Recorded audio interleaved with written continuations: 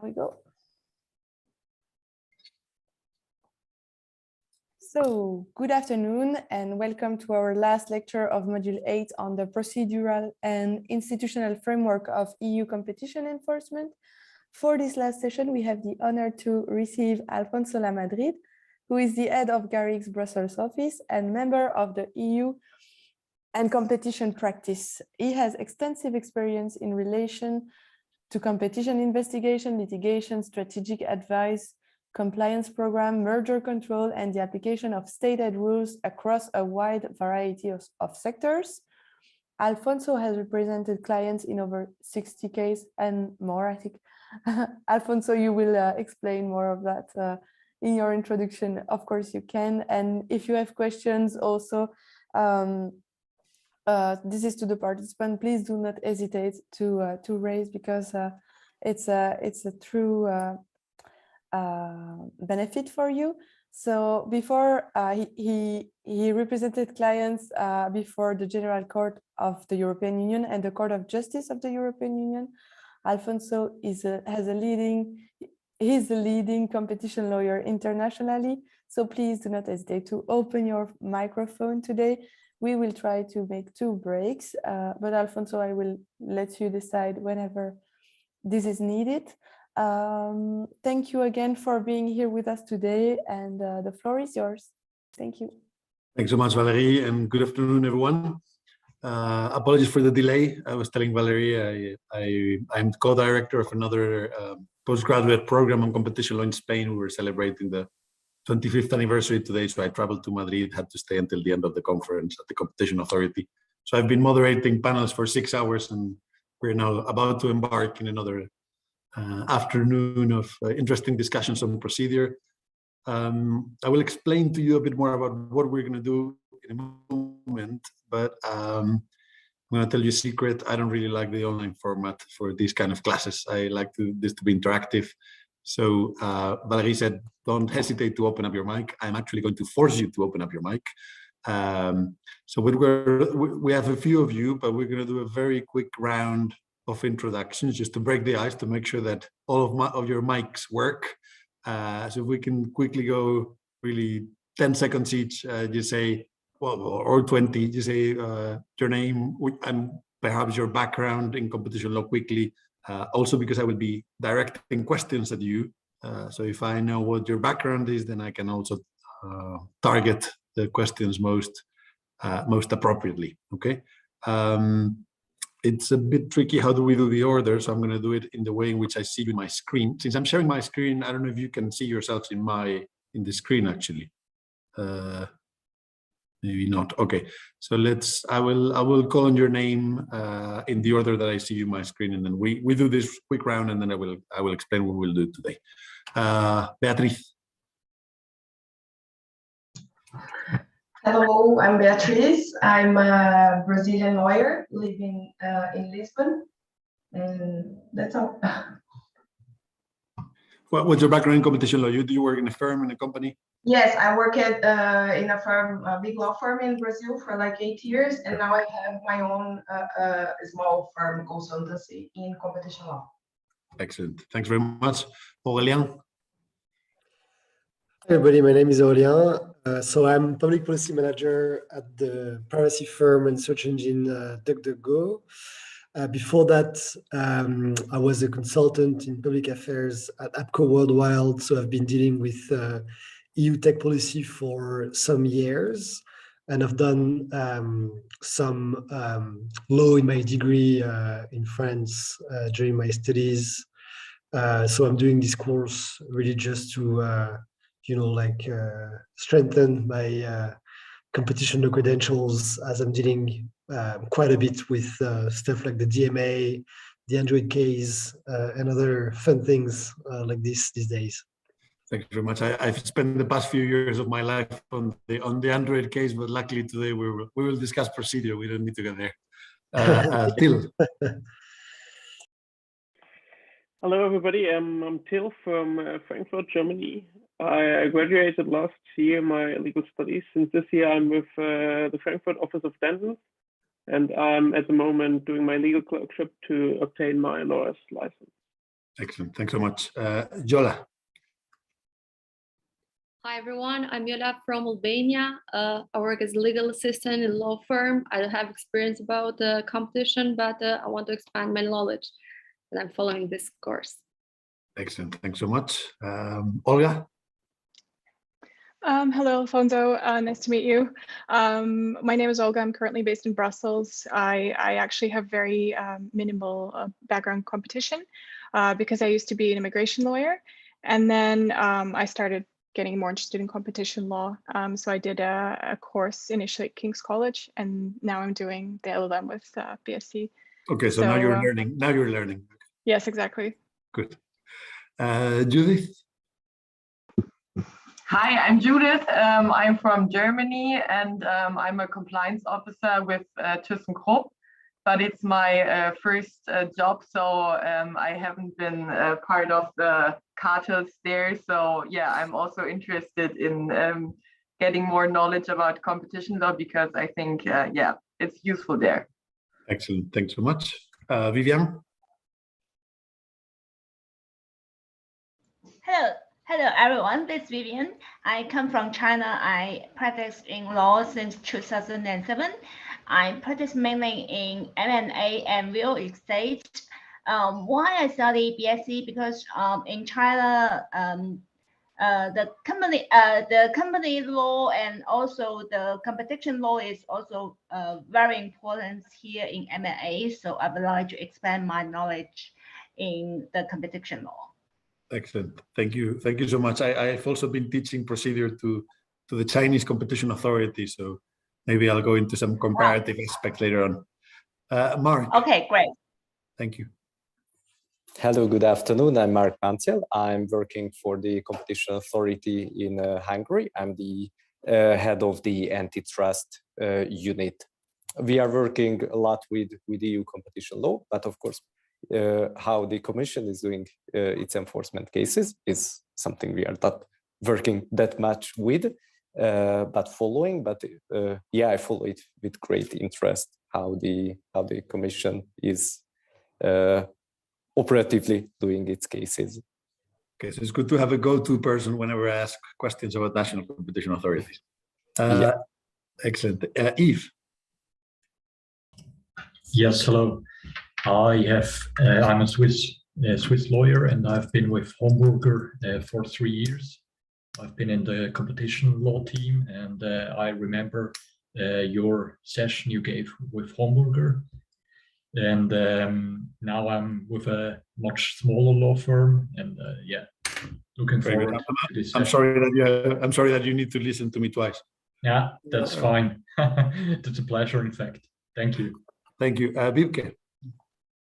Hi, good afternoon. My name is Wiebke. I'm a colleague of Judith, actually. So I also work for ThyssenKrupp, in-house legal counsel or compliance officer, also focusing on, amongst other things, on competition law.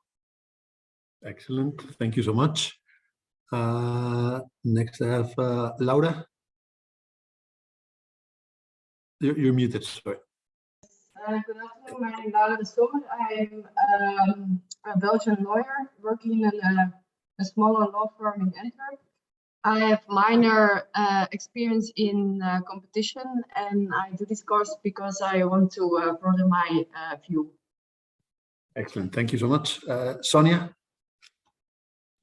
Hi, I'm an Australian lawyer.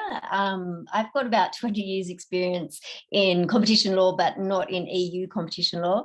So I worked in Australia, New Zealand, Asia, the Middle East, and now I'm based in Italy because I'm also Italian. And I work for an Italian law firm with international offices doing a little bit of EU competition law, and I really want to improve my skills and expand in that area. Excellent. Thank you very much. Fabian? Hi everyone, my name is Fabian. I'm from Germany. I'm currently doing a PhD on 102 challenges in esports and looking at the IP and competition law interaction. And I'm on this course just to gain a bit more of an economic and practical experience in competition law. Excellent. Thank you very much. Annabelle? Yes, hello, my name is Annabelle. I'm a legal advisor. I work for the Ministry of Economy of Belgium, and more specific for the Department for Competition Law. Excellent, thank you very much. Katarina? Hi everyone, my name is Kati. I actually had a pretty recent change of job. So as of March 1st, I am an antitrust litigator in-house for Daimler Truck. Before I used to be a competition counsel at an automotive supplier here in Stuttgart. And well, I'm also here to expand my knowledge in the area of competition law and economics, of course. Excellent, thank you very much. And I have Charlotte and then Kyriakos. Hello, my name is Charlotte. I'm a German qualified lawyer based in Munich, and I work in competition. Part of my job is competition, the other part is IP topics. And as was said before, I'm also here to deepen my knowledge in competition and the economic part of it. Excellent. So we're not going to be discussing a lot of economics. Sorry to disappoint you today. Am I missing anyone? I don't think so, right? Yes, hello.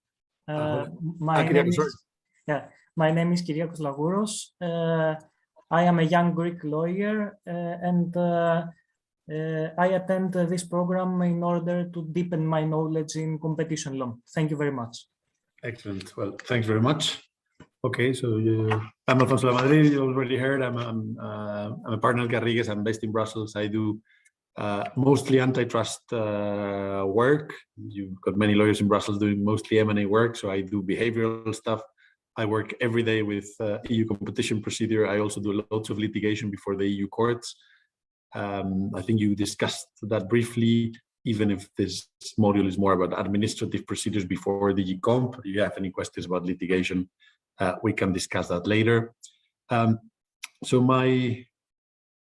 I've got two main goals for today. One, I think is the most important of all, is that you need to forget about everything you heard in the two previous lessons with Konstantin and Henry. I think I saw the slides. The slides are very complete. I'm not going to be reading slides for a while. You don't need me to do that. You don't need anyone to do that. There's one peculiar thing about EU competition procedure, which is that you find all of these rules in several sources. You have books, you have the Regulation 1/2003, you have the implementing regulation 773/2004, and then you have plenty of soft law. You have best practices, you have especially the manual of procedure, you've got guidelines on fines, on the handling of complaints, on access to the file, on many different issues. Now, if you need to retain one thing out of this class, is that everything you see in those documents, everything you've been hearing about for the last couple of sessions, those are all developments emanating from general principles of law. Procedure is about general principles of law. Any rule that you see in those documents is directly related to a general principle of law. It's there because of a general principle of law, and importantly, can be challenged on the basis of a general principle of law. So everything you see in our procedural rules, well, you need to know it, you need to understand it, but you also need to understand that if any of those rules conflicts with general principles of law, with fundamental rights, you can challenge those, okay? And this happens in practice. I had a case, very recent case, a public case, for example, that you may have studied either in the cartels module or in the previous lessons. Have you heard about the Landmannen case concerning ethanol benchmarks? Any of you? So that's a case, it's a hybrid settlement case. This is just to give you an example. And in hybrid settlement cases, there are rules in the document, in the soft law that the Commission has, the guidelines on settlements, and there the rule is that in principle, non-settling parties, so if you're contesting a case with the Commission, you do not have access to the correspondence that the Commission exchanged with the settling party. Okay, that's the rule. You don't have access to that. Now, we had a recent case where we thought we needed to have access to those documents to properly exercise our rights of defense. And again, this goes directly counter what you see in the Commission's rules. We challenged it before the hearing officer, and then it went to court, and we won. What I mean, again, is that these are not rules for you to follow uncritically. These are rules for you to understand. And again, they can be challenged, but they're there for a reason, and the reason has to do with balancing the protection of fundamental rights, the protection of general principles of law, with the need for effectiveness. Now, I've been teaching procedure for quite a while. I think it is a great subject. It's not always the easier to teach because people are not generally attracted to procedural matters. You tend to think that they may be boring, memoristic, etc.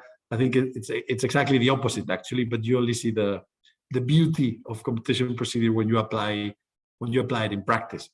So, in my experience, the procedure that you apply determines both the direction of competition law in macro terms, let's say, as well as the outcome of individual cases. So competition law has been transformed because of the application of, depending on the procedural rules applicable at each moment in time. So what do I mean? For many years, for example, competition law was simply about notifying agreements to European Commission. Under the previous system, you will have discussed all of this already. This was just a notification exercise, very much like what you see merger control, not very complex most of the time. But then everything changed in 2004 when Regulation 1/2003 came and entered into force. So we switched to a system where you did not need to notify agreements to the Commission, you needed to self-assess your own agreement. So that was a radical change.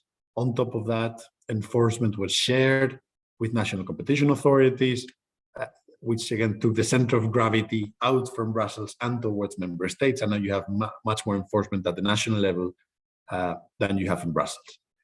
Then there was another transformation, which took part roughly at the same time, but it materialized a bit later, which was the introduction of negotiated solutions. Okay, so you've already, I know you've touched on all of this.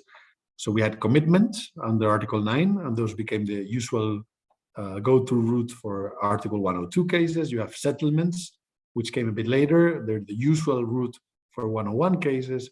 And what this means is that nowadays, most of the enforcement at the European Union level, at the European Commission level, is done in negotiated procedures, either settlements or commitments. And that has a radical impact in the law, because we are not talking about substantive competition law anymore. We're talking about negotiating in the shadow of the law. It doesn't matter so much what is a restriction, what is not, how do you assess effects, how do you assess efficiencies. You don't need to go into how do you assess market definition, market power. You don't go through any of that in many of these cases because you negotiate a solution. What this means is that in practice, substance has lost a bit of relative importance in the actual development of cases. And in this negotiated world, it's procedure that matters, because all of those negotiated solutions need to be guided and again can be overridden only by fundamental rights, general principles of law. So procedure has become really crucial also for the outcome of individual cases. So now there's a new generation of cases going before the EU courts. Those cases, again, are not about substance. They're about rights of defense in, again, settlement scenarios, for example. They concern private enforcement. If we're talking about preliminary rulings, they may concern proportionality and commitments, cases you will have discussed in the recent sessions for Canal Plus, other such cases. So procedure is essential. I don't know the extent to which you have been following the most recent news, but yesterday, Commission Vestager announced a revision of Regulation 1/2003. So at the beginning of the lecture, I said you needed to forget everything you learned. Perhaps you will need to do it anyway, because the Commission is going to change the rule next year. I don't expect many radical changes, because Regulation 1/2003 has worked very well. but we also need to adapt to a world which Aurelian will know well, the DMA world, which is coming, where enforcement will be in a way mimicking what, or very similar, will be inspired in any case what has been going on under competition law. And again, the DMA is another very good example of, or will be another very good example of the relevance of procedure, because in those cases we will be basically in the world of designing remedies, and we will need to think in terms of general principles, because we will be developing something from scratch where the substance that we already know doesn't matter as much. So I think it's a golden age for procedural matters, if you wish. So what I want to do for you to better understand those rules is to put them in practice. So let's do something a bit more advanced, building on what you learned in the past lessons. So first, I think we can touch on any outstanding questions you may have from any previous session on any matter of procedure. If you have questions, I'm happy to deal with those right away. Then we're going to move on to investigative measures. Konstantin told me that was the bit that he wasn't able to cover in his last class. So I will take care of covering that last bit, and then we're going to run through a case study altogether. It's not going to be me doing the talking. So my idea is that we were going to do this interactively, even if remotely, and we will touch on a few of the matters that you have been talking about these days.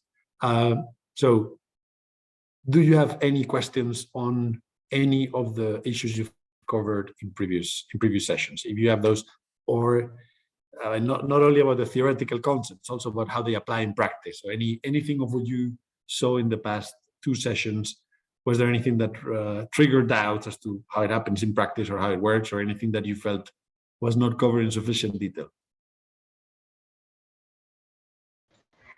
Professor, I have a question. I'm very confused about the double jeopardize. The Latin word is, I don't know how to pronounce in the Latin.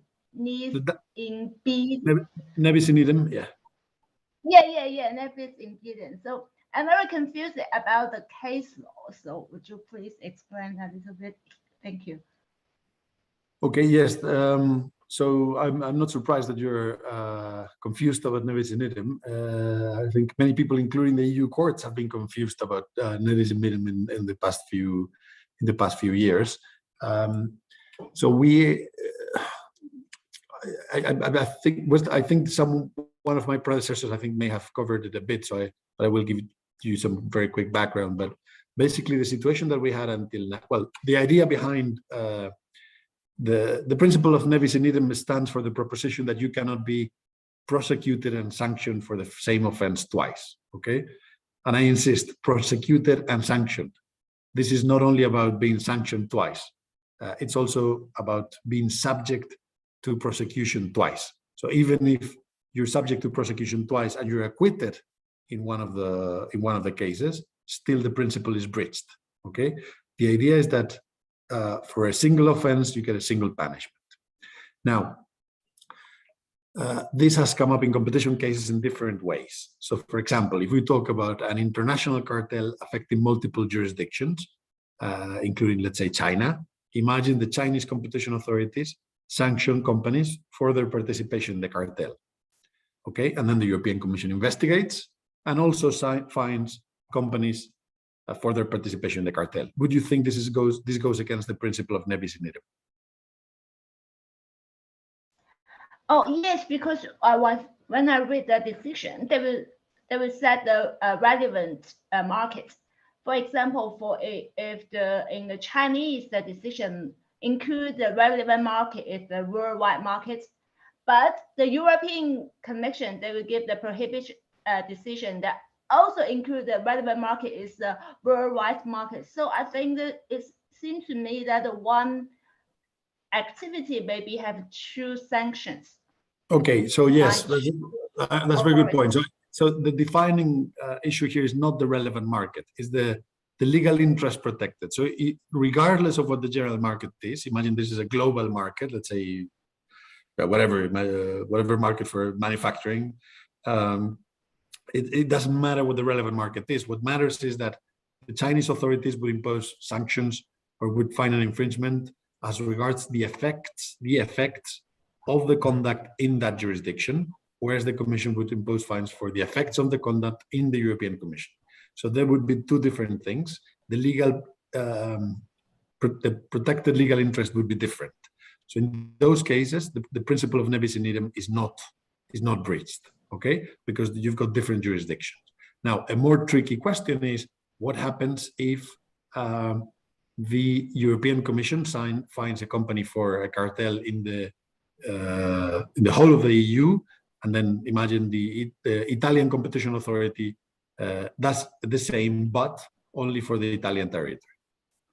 In that case, you would be breaching the principle because the entire European Union was already covered by the Commission, by the Commission's decision. Okay, and then the nebis in idem principle applies in different fields. It's not exclusive of competition law, but there was a problem in the case law because there were different standards to apply, to interpret this principle in competition law and everywhere else. It was the Toshiba judgment. And that was an anomaly. So that changed actually 2 weeks ago.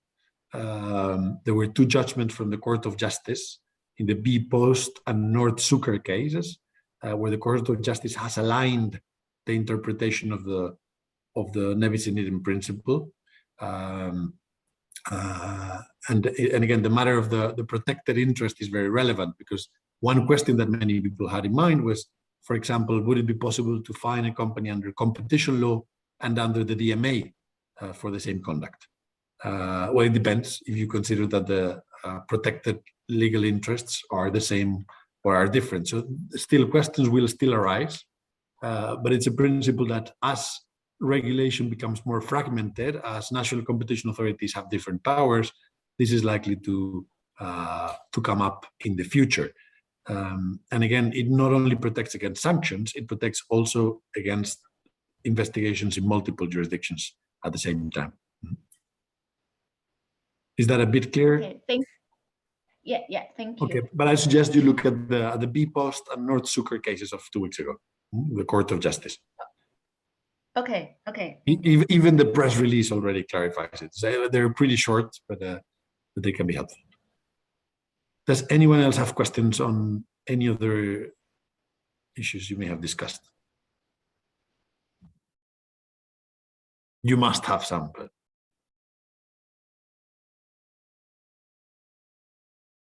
no. Okay, then let's move on to investigative measures. Share my screen. Okay. Do you see the slides well? Yeah. Okay. Yes. Okay. So I'm not going to go through the slides. You can read them. You can pretty much read them yourself. So don't try to follow the slides while I'm talking. This is just I will use them as a map to discuss some issues. So first of all, I'm going to move on to a different slide that we have somewhere here. This is it. Again, this is the most important slide that you have in this deck as regards to inspection measures. And this goes back to what I said at the very beginning. Everything we're going to be talking about when it comes to investigative measures, or when it comes to any other matter of procedure, again, is connected to these general principles of law. So in the context of investigative measures, these will be particularly important. Right to privacy, self-incrimination, professional privilege, legal certainty, equal treatment, presumption of innocence, and right to an independent and impartial tribunal. That's right to an independent and impartial tribunal is pretty much the right to a fair hearing in Article 6 of the Convention of Human Rights. But when we discuss all these matters, please keep those principles in mind, because that's what it is all about. Okay. So the idea here is, during any administrative procedure, the Commission has very wide powers of investigation, and parties, addressees, or third parties need to comply, need to collaborate with the European Commission when it tries to gather evidence or to understand the case better. Now, and again, I'm going beyond the slides and doing this a bit more advanced, but what is the consequence of the Commission having such wide powers of investigation? Is the Commission obliged to use them? Kyriakos, what do you think? Is the Commission obliged to use its power of investigation? I think that in the cases that there are indications that a company has an anti-competitive behavior, it is possible that the Commission should use these powers in order to investigate this behavior. And can the Commission simply say, well, this is so clear, I don't need to investigate anything? However, the Commission should complete its investigation, should complete the file of the case by investigating the companies, I think. Okay, everyone agrees? Is the Commission obliged to take investigative measures? Does anyone think that the Commission is obliged to use these powers? No? So the Commission has the burden of proof. The Commission needs to show an infringement to a reasonable, to satisfy its standard. Okay, you've already seen that. So it will normally need to exercise those powers, but it has discretion as to how to use them. There is, however, a small exception that people don't seem to realize about, and that I have used in a few cases, but most of my fellow lawyers, I think, are even probably not aware of this. But you can force the Commission to take investigative measures in some cases. And this comes again from general principles of law. Competition law is a quasi-criminal field, okay? Penalties are of a quasi-criminal nature. What this means is that special guarantees apply. If you look at the case law of the European Convention of Human Rights, for example, it is clear that sometimes companies subject to an investigation, if they don't have the sufficient means to defend themselves, they can ask the Commission to gather relevant evidence.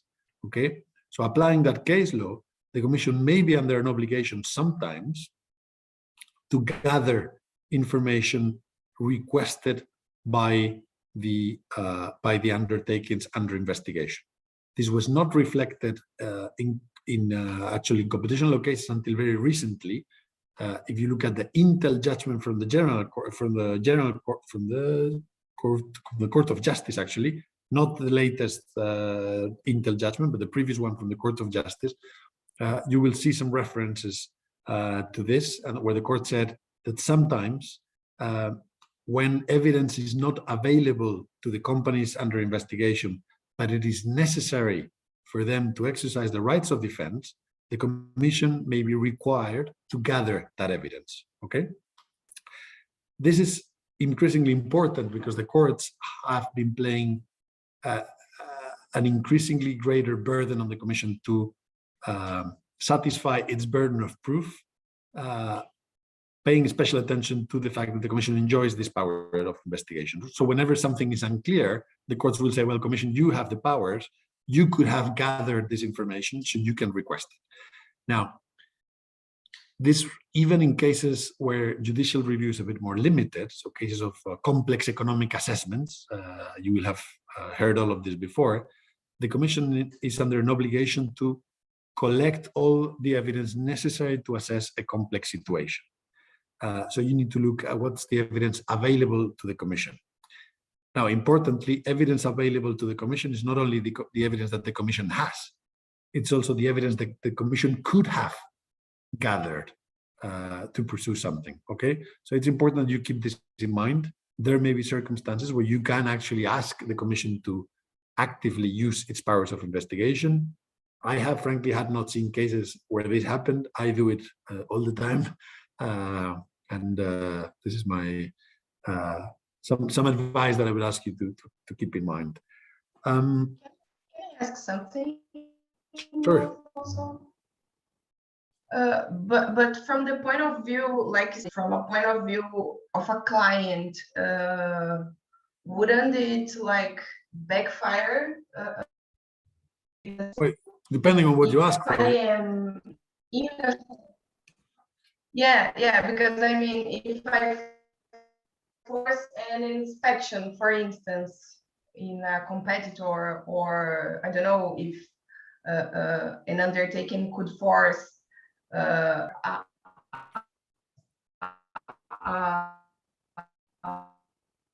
broader investigation by the Commission to raise sufficient evidence, but I would, how it would benefit someone that is being investigated to force the Commission to, okay. Understood. Imagine put you in a movie like a scenario. Imagine you're accused of having murdered someone and there are witnesses, but the police never interviewed those witnesses. So basically the idea is to say, well, you need to interview those witnesses. So for example, if you're accused of participating in a cartel meeting with company B, and the Commission has never investigated company B, you could say, well, why don't you ask company B to say whether I was present at that meeting? There are a few other circumstances where that can happen. Imagine an abuse of dominance case where you need to know information about competitors' costs, for example. A company, however, regardless of the means available to you, you have no power to determine the costs of competitors because you do not have any visibility into that. You can ask the Commission to request that information. And if it's something that the Commission can do, that it is not available to you and that is relevant for the case, then the Commission would need to do it. And if they don't, they would need to motivate why they do not, okay? And if they don't do it, again, that raises a whole different issues as to motivation, right to a fair hearing, etc. Yep. Professor? Yeah, Professor, I have a question because the undertaking can only access to the file when the Commission issued the statement of objection. Yep. So your suggestion will be when the undertaking access to the file and notice that the Commission didn't take a sufficient investigation, for example, the interview. So when the undertaking access to the file and then he asks the Commission to do further investigation. You can do this at any time, and that's actually, it's a good question because you can do investigative measures can come at any time. So and you could do this prior to having access to the file. Okay, the Commission investigative measures will typically take place before the SO, but they can also take place afterwards. The Commission can adopt them at any point in time. And what I'm saying is something you could also do at any point in time. Normally, indeed, in practice, you would do it after an SO. But you could also conceivably do it before. I've done it before and after. If you do it afterwards, of course, there's much more. It may be stronger because you're arguing with certainty on what it is and what is not in the file. But indeed, you can do it at any time. Okay, thank you. Good. Very quickly. Okay, the only thing you need to know here is that formal investigative measures may concern both the companies investigated, but also third parties, okay? You can be a third party not suspected of having done anything wrong, but still receive requests for information. I have several large clients which are big in certain markets, and they keep on receiving third party requests for information in many cases, so that's relatively common. Now, one interesting question is about extraterritoriality and cooperation with other authorities. Do you think the Commission can adopt a request for information to a company located in China, for example? Vivian? I know the European and the China, they have an agreement about the cooperation. Yeah, they do that, but let's forget that for now. Imagine there were no agreement. Could the Commission adopt a request for information to a company based in China with no presence in the European Union? Maybe subject to whether the company would like to give the information. Okay. I don't think they have obligation to provide the information to assist the European Commission to do the investigation. That's exactly. But I think they can. Exactly. Yeah. That's the point. The commission can send you a letter and a request for information. It's fine. The commission can even try to go to your offices and ask to do an inspection, but it's not going to work because no one, the commission would have no powers, no formal powers. So they would need to do it under your consent. So if the company does it voluntarily, then it's fine. But if the company has no presence in the European Union, then the commission cannot apply its powers in other jurisdictions. There are, however, possibilities to cooperate indeed with other competition authorities from other jurisdictions, which are the tools that are used in this kind of situation. But in principles, the Commission will adopt those measures, but companies will not be forced to reply indeed. One question. Yeah. So even if the Chinese company would be part of the cartel, the Commission wouldn't be able to investigate and then refer to the Chinese competition authority and tell them that there are issues, or how would this then proceed? Well, the Commission would be able to investigate, but it would not be able to enforce anything. And the same happens, for example, with fines. You can find a company with no presence in the European Union, and you can fine it, there's no problem at all. But if they have no presence and they decide not to pay, there's nothing you can do unless you have a special cooperation agreement. I know actually one case of a Tunisian company, for example, that was fined for engaging in a cartel, and they said, I'm not going to pay the fine, I will not do anything in the European Union again. That can happen unless, again, there is a cooperation agreement at the international level, which is the case with the major jurisdictions. So one important thing is that, again, the Commission has discretion to choose what investigative powers to use at any point in time. There needs to be no particular order, but the application of those whatever measures of investigation needs to comply with certain principles. So one is the principle of proportionality, but there are many others. We will discuss this in a moment, but measures need to be, especially the limitation that you see in Regulation 1/2003 is that measures must be necessary and proportionate. So one question there is, what is necessary? How do you determine what's necessary in a case?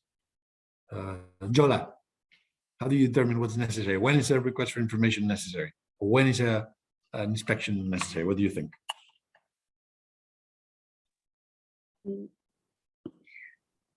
Sorry, I didn't have a solution for this question. That's fine. Does anyone have a solution for the question? It's a tough question, huh? Okay, I'm not surprised. Again, it's a tough one, but this was, luckily we have guidance from the relatively recent past. Let me move on to the right slides. Pretty much this case. Again, don't need to read, I will explain to you. This is a case where I was actually the lawyer and that I remember well. It's a case involving cement. So a few years ago, the company, you will have, I'm sure you discussed this in the model of cartels, but as you know, cartel cases in the European Union have been dependent on leniency applications for a long time. And there was the fear that if leniency applications were to drop, there would be no cartel enforcement, therefore no deterrence, which is a bit what's happening in a way. Leniency applications are going down. So the Commission needed to show companies that the Commission could also run cases ex officio. So even if there's no leniency application, show them that there were tools for the Commission to intervene. So the Commissioner at the time, they asked the chief economist team to assess different markets and come up with a candidate sector that would appear to be cartelized. And then the Commission would try to prove a cartel on the basis of economic evidence. Okay. So after a couple of years of investigation, the chief economist came to the view that cement was a good candidate. Frankly, you didn't need 2 years to come up to the conclusion. So what the Commission did was to launch massive requests for information all throughout the European Union to many cement companies. When I talk about massive requests for information, I mean millions of spreadsheets per company. So I had a client in the case that you see in the slide, Cementos Portland Valderrivas, millions. This was also at the top of the crisis, 2008, 2009, so not the best time for construction companies. And they had to devote entire departments for many months to replying to a request for information. So the request for information, for example, included questions as to all purchases and sales of cement done in the past 15 years by any affiliate in the group. And for every sale, you had to indicate a method of transportation to the customer, postal code of the customer, cost of the insurance associated to the transportation, CO2 emissions associated to the production and the transportation of the product, contact details for every customer you ever had. Again, this was millions of spreadsheets in a very specific format. There was no way of knowing what the Commission was asking for, really. And again, there was a problem that if you replied to all of that in the time that we had, there was a possibility that you could get something wrong, or that the response would be incomplete, and then you would be exposed to fines. So what many companies did was to reply with what they could, but in parallel challenge, appeal those requests for information before the Court of Justice. Do you think that you can appeal requests for information? Yes, I think the Commission is doing the fishing expeditions to find the evidence. That's what I thought. That's what I thought too. So, so you can appeal inspection decisions, okay? Because they are decisions. They are adopted by decision. Some requests for information may not be adopted by decision, but in that case, you don't need to comply with them. If they force you to reply, they have an effect, a definitive effect on your legal position. And if something affects definitively your legal position, you can appeal it. And I'm insisting because I will ask you another question about this later. So we appeal those requests for information. Now, on what grounds do you think that one could appeal a request for information like this one? Annabelle, what do you think?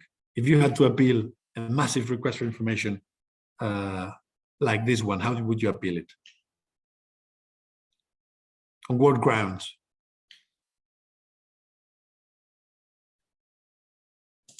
That it's not proportionate to reply, to give all this information in this short amount of time. Okay, so that's what most companies did. So pretty much every company said that. They appealed saying this is contrary to the principle of proportionality. But there was one company, which is the company I represented, that we did that, but we also did something else. So I told you there were two limitations which are necessity and proportionality. So we said, this is not proportionate, but we added one argument, which is, this is not necessary. Why? Because and this goes to what Vivian said. When you try to determine what's necessary, it cannot be whatever is convenient for the Commission. Because if you do that, then that means that if the Commission has nothing, the Commission can ask for everything, okay? Because everything would be useful. In our view, what we said then is that the criterion of necessity needs to be interpreted by reference to the indicia already at the Commission's disposal. So what we said is the Commission needs to have a reasonable suspicion that something is wrong. Then we can discuss where the standard needs to be. But the Commission needs to have a reasonable suspicion, some indicia that there is a problem, okay? And investigative measures are there to confirm or to investigate those indicia further. But if you have no indicia, the request for information cannot be necessary. So something will be necessary to confirm what the Commission already has. So we had something very interesting happening in that case, which was the General Court said, okay, you're right. And then they let us, the court ordered the Commission to produce a summary of all the evidence that they had. So I was able to go with a colleague to the court in Luxembourg, and they gave us a full summary of the European Commission's file in the case. This is before the statement of objections.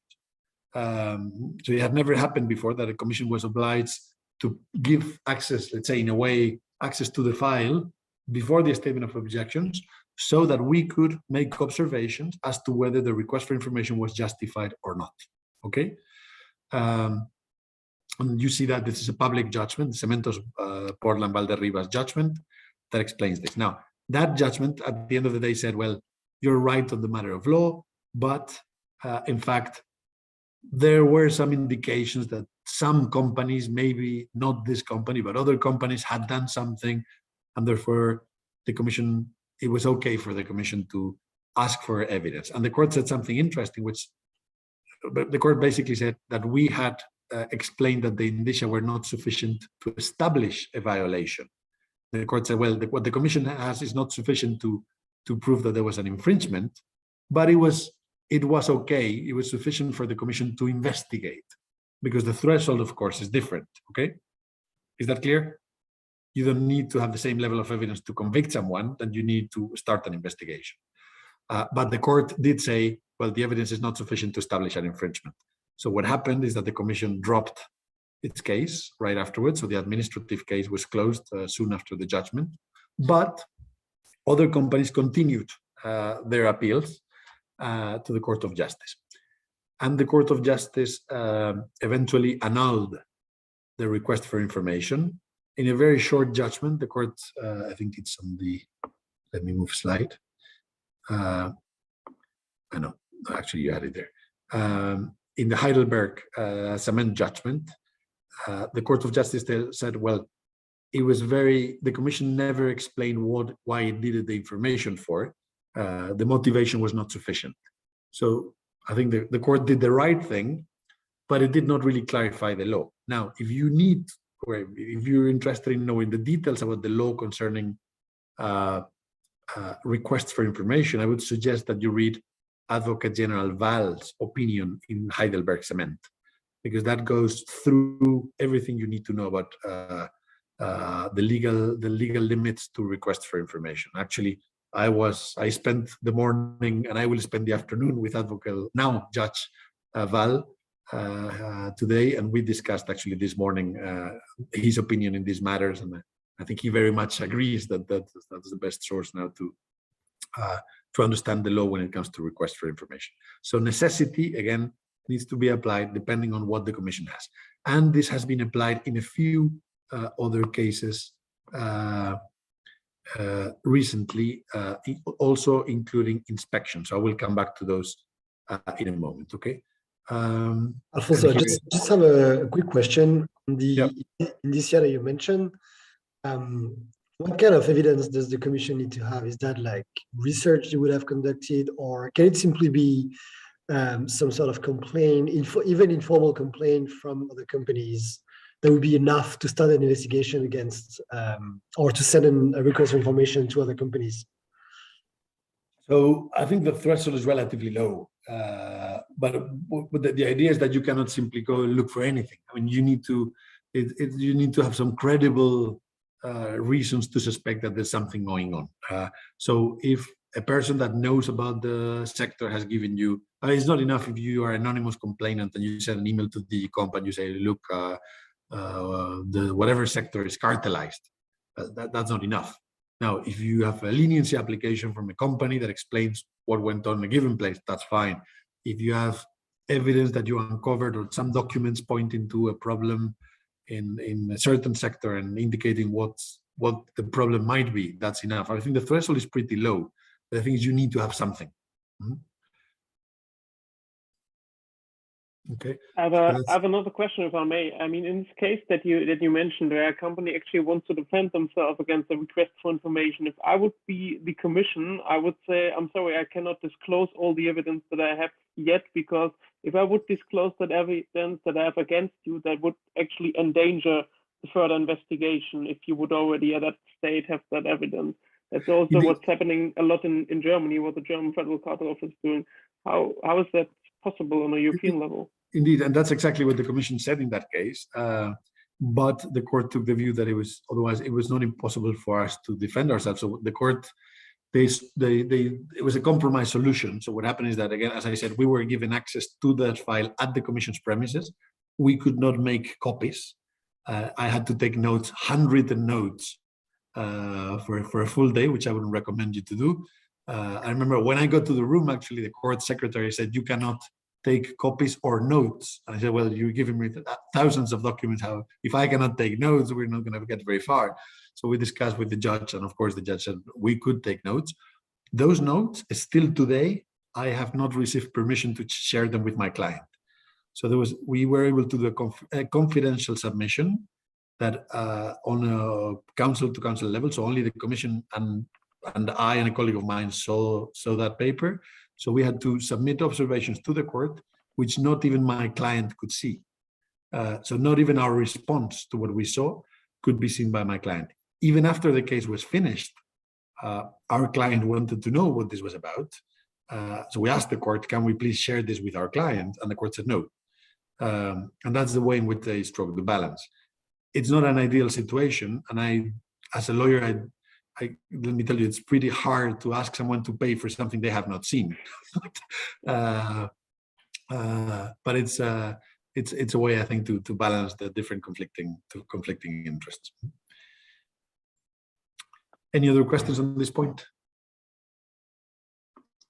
Okay, so necessity, I mean, that's what you have here in the slides, this correlation with what the commission has, reasonable supposition that the document would have determined whether the infringement has taken place. So these are the cases I just mentioned.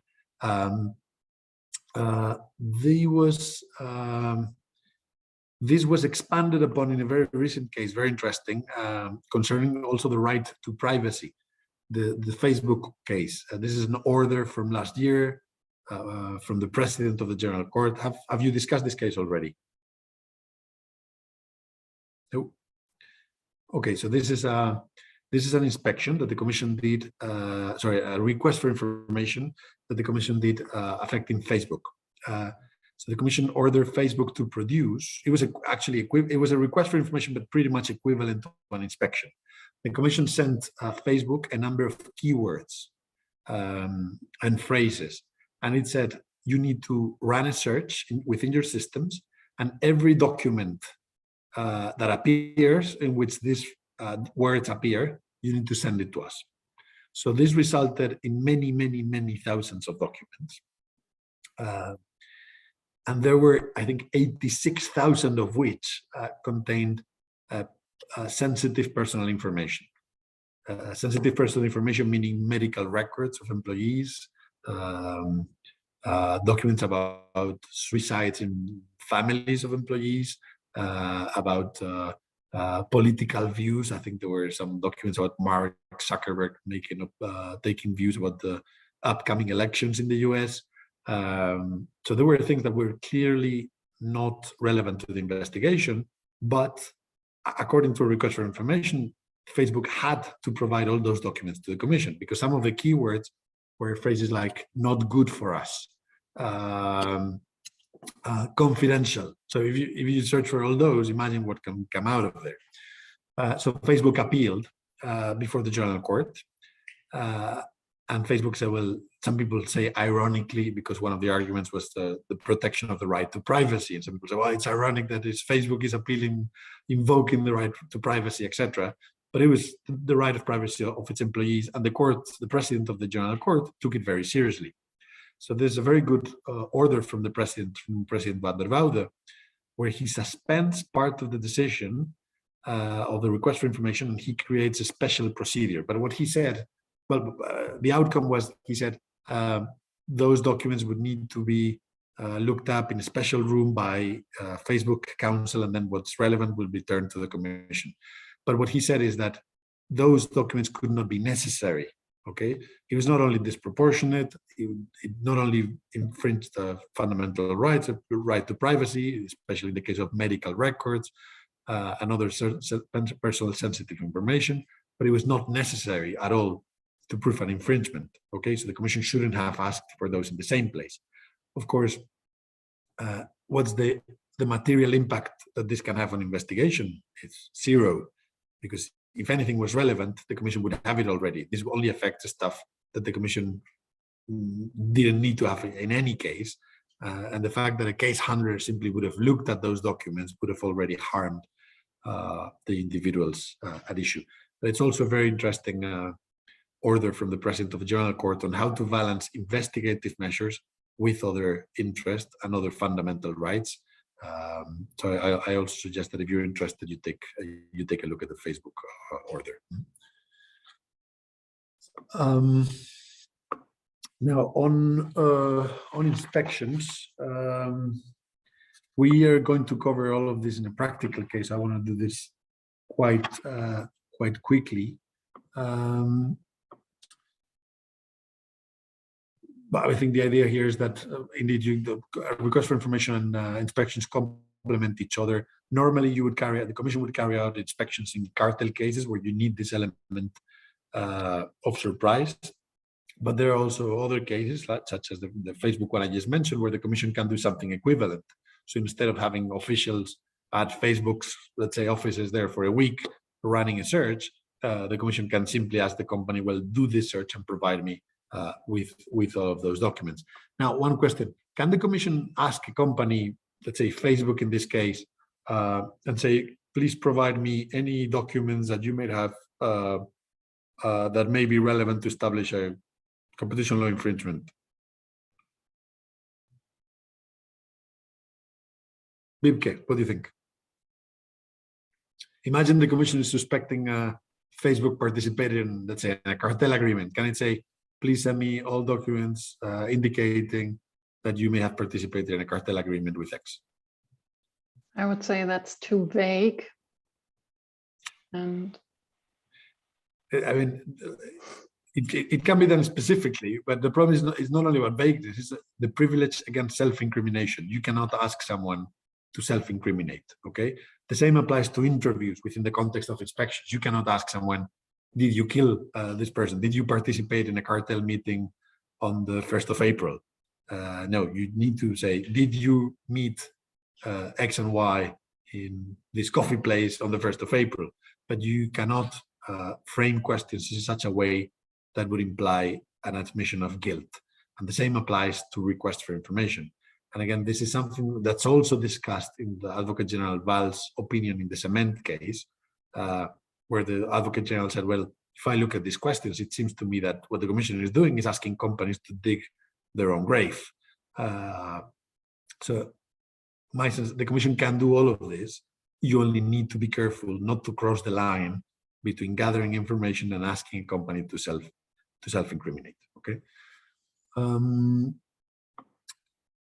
Okay. Only, yeah. I mean, inspections. In theory, you could have announced inspections or unannounced inspections. You won't be surprised to know that when you announce an inspection, it's quite unlikely that you will find anything of interest. And I had a couple of cases actually where there were inspections at the national level, and the Commission had to ask national courts for authority to carry out the inspection. And then the courts, who had never seen any such procedure before, they did what they're used to doing, which is, okay, they adopt a judicial decision and they notify to the parties. So I had a couple of cases where the judges sent a notification to a company saying, I just authorized this inspection at your premises the day after tomorrow, which is not ideal. And in none of those cases that I know, anything was found, but everything was found at the premises of competitors, so it didn't make a difference after all. But anyway, inspections tend to be unannounced. Do you know when inspections take place actually?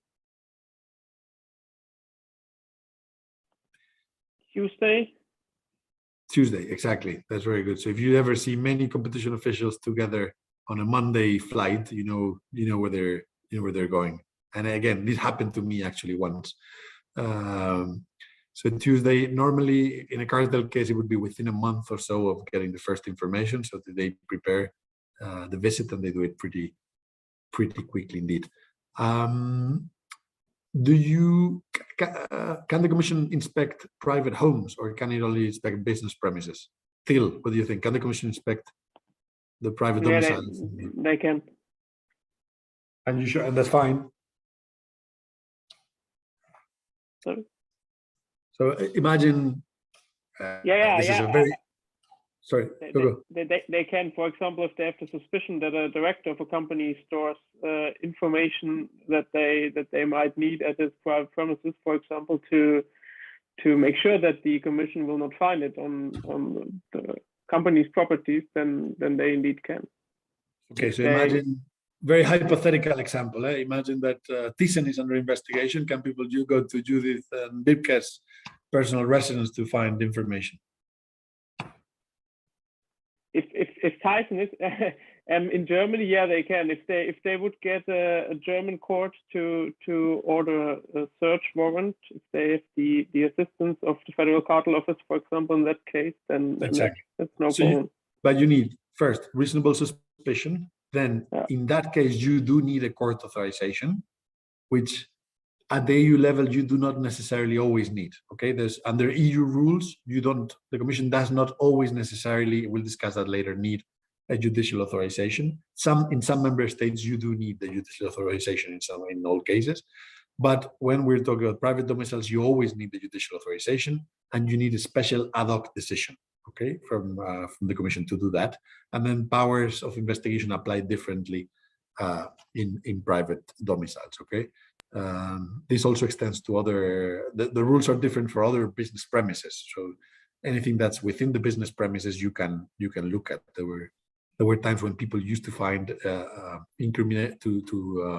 hide incriminating evidence in their cars. So when officials went to an inspection, they went to people's cars and everything was there. Which, by the way, also happens, as you may know, with deleted items folders. And this is not a joke. So when officials go to an inspection, very often they just go to deleted items. And the most recent stuff that has been deleted is where they find all the incriminatory evidence. Because when the people they're inspecting find out that there's an inspection, they quickly go to delete it. So even if they think they've deleted it, they're actually doing the work for the Commission. Can I ask two things? Maybe it's a little bit specific, but it's because in Brazil it's different. To search someone's house, I understand that you have to be specific about who you are going to inspect. So you have to point out the name of the person, not like the department of blah, blah, blah, inside of a company, and there are like 3 people there and you can inspect the houses. You have to put a name in what you are searching, right? Yep, that's correct. And the second thing is it may be a bit different when we're talking about companies, but we'll discuss that later. Yeah, on companies, do I have in order to search any specific company, or can I also search a subsidiary or an affiliate? Or I will ask you this question when it comes up in the case study later on, and we'll discuss it later. But it's an excellent question. Thank you. Okay, very quickly. The Commission may examine books, other business records related to the business, irrespective of the medium on which they are stored. So that means in practice, the Commission cannot, they not only go to companies and ask for, they don't look at only agendas or documents in someone's table, they can go into PCs, they would normally go together with IT experts, with special program, run keyword searches connected to the company servers that will return a lot of hits. The Commission then can take copies of those documents home, but they can really take anything. So can the Commission, for example, take recordings? Imagine it's investigating a cartel case and the company has illegally recorded cartel meetings. Can the Commission take those? So illegal recordings that a company did of a cartel meeting. What do you think? I think they can take it, but it would be a question whether they could use it later against the company. Whether that would be a valid piece of evidence. Okay. Anyone else? Because the recording is illegal, so I think maybe it infringes the privacy. Okay. So maybe you cannot check. Anyone else? So the recording is illegal means that the company who did the recording cannot use it. But if the Commission found it lawfully, if the Commission exercises power of investigation lawfully, then it can't use it as evidence. And this actually came up in a case, is the goldfish case from 2016. This exact situation happened in France. And it was confirmed by the court that the Commission can use that information if it was lawfully collected by the Commission, okay, regardless of whether it was legal materials or not. Then inspections normally take place during several days. So what happens typically is that officials, actually, have any of you have actually been to an inspection? No? Mark, you must have surely been to inspections. Where's Mark?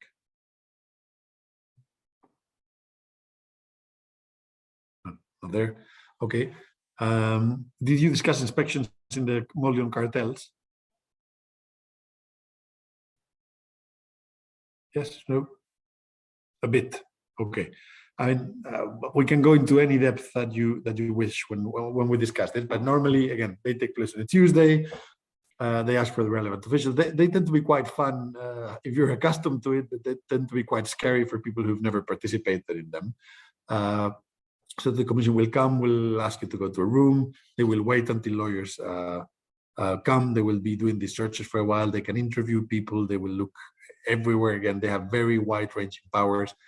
They will often ask you to not do anything with emails while the Commission is looking at certain accounts. So you need to block them, not have access to those emails. There was a recent case where the company actually diverted. So the Commission said, I'm investigating these accounts, do not use them. And the company, perhaps for legitimate reasons, said, okay, then let's divert all incoming emails, because they needed those people to keep on working, for example. It may have been legitimate. But the Commission sanctioned that as obstruction, because it said it was investigating those accounts. That means the company should do nothing with the accounts.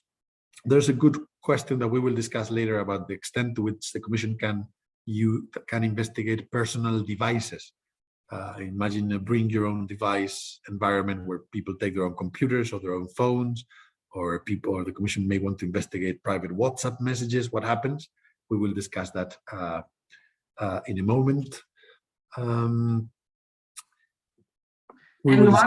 one question. Yeah. So if the Commission comes to the conclusion that the company wasn't part of the cartel, so the question would be, do they get like compensation for all the losses and time? I'm afraid not.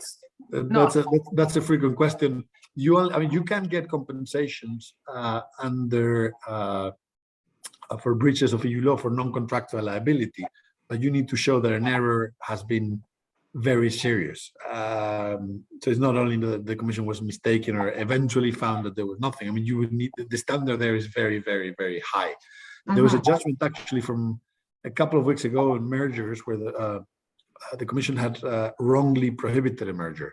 The companies were able, the UPS case, the companies were able to overturn the prohibition, and then they claimed damages against the Commission, and the court said, well, no. And one thing is that the Commission got it wrong, but asking for damages in those cases is a very high burden. There's one case, however, one competition case where there were damages paid to someone. Some of you may have heard about this case because it's a famous case in general EU law on non-contractual liability. Do any of you know about Stanley Adams? Have you heard this name before? Okay, so there was Eve. Are you there, Eve? Yes, I'm here. Okay, so because I only see half of you in my screen, so I'm switching from one half of you to the other half from time to time. So Stanley Adams, he was a Swiss businessman. He was working one of the companies, I will not mention the company, involved in the vitamins cartel back in the day. So he participated in meetings. I think that this Zurich airport has been a big cartel hub for many years. I think this had to do with business secrecy laws in Switzerland. So under those rules at the time, if any employee gave information as to a possible crime committed by his company, he could be subject to criminal prosecution. And this was the case of Stanley Adams. Stanley Adams contacted the European Commission and said, I have evidence about a possible cartel which my company is involved. But I will only give it to you if you protect my anonymity. The Commission said, yes, of course, we will protect your anonymity. He sent various materials. The Commission redacted his name in the materials, but by mistake, they left some information where his name could be discoverable. So his employer was able to see where the information came from. They identified it was him.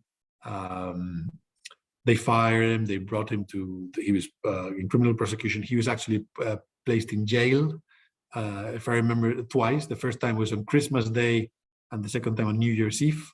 I think his wife or daughter committed suicide. So it was a pretty serious case, led to many changes within DG Comp. Even the Director General had to leave.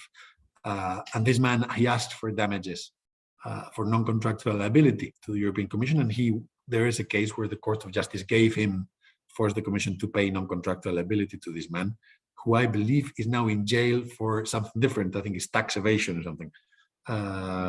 But this was a very, very famous case at the time. But again, the threshold is very, very high there. I'm thinking what we need to cover inspections before going to the case study. I think we will discuss cooperation with national competition authorities later on. The same ideas, the same principles about having reasonable indicia, reasonable grounds also apply in these settings. General principles of law, again, we've discussed some of these already, right to privacy, self-incrimination. I will discuss legal professional privilege also in the context of the case study. Yeah, I think we can discuss those in the case study, that's fine. Judicial review, we will discuss in the case study as well. French supermarkets, I think this we can discuss now because it relates to what we just discussed. This is a very recent case, again, October 2020, where the General Court partially annulled a decision authorizing unannounced inspections. So you can appeal decisions ordering an inspection. Okay, we will discuss that also in practical terms later. So those companies appealed it. They tried to annul those decisions, saying there was a breach of the right to respect for their home, to the right to the intimacy in the private domicile on the basis of the Charter and the Convention. So the General Court said, well, the Commission has extensive powers of investigation, but again, those are not unlimited. You need to have some evidence to legitimately suspect a competition law infringement to justify this. Again, the standard of proof will vary, but in this case, the Commission went a bit beyond. It said mere general and public statements on their own without more cannot be enough to have a suspicion of an infringement. So we were discussing before what qualifies as sufficient evidence to trigger an inspection. And this is, I think, the highest watermark where the court has been willing to intervene and say, well, this is not enough. So very recent cases, French supermarkets, which I think suggest that the court is getting stricter about this. We will discuss this later on when we do the practical case. This is legal privilege. We will also do that later on. Types of inspections, you only need to know, I said that earlier, they can be simple, so simple written authorization, or mandatory, ordered by decision. If it's a simple inspection, no one needs to comply with it. If it's mandatory, then yes. Same principles apply. You need to have reasonable indicia, etc. Again, you don't need to know any of this. We will discuss it later. By decision is the same thing, but you need to comply. Okay, we can forget about this. Cooperation with NCAs, we'll do that later. Conducting of inspections, we discussed that too, and we'll see it later. Okay, we will discuss all of this in the practical case. I suggest that if you have these slides next to you, they will help you respond to some of the questions I'm going to ask. Did you already have a chance to look at the case study? some yes, some I suspect maybe not. So we're gonna take a quick break. If you want to use it to have a coffee or other things, do it. If you want to take a quick look at the case study, do it too. But we're going to read it together in any case as we go along and we discuss. So if you do not want to read it now and you want to take the real break, it's absolutely fine. How long do you normally take these breaks?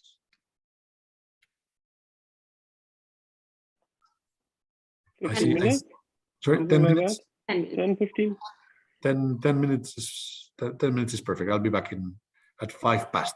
Okay? Yes. Thank you. Thank you.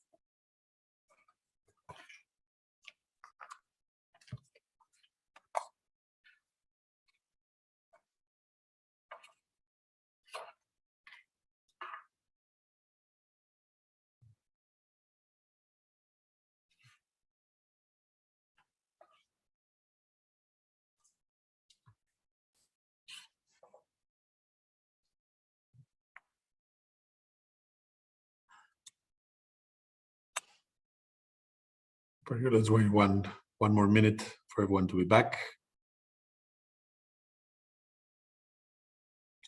That felt like a short break.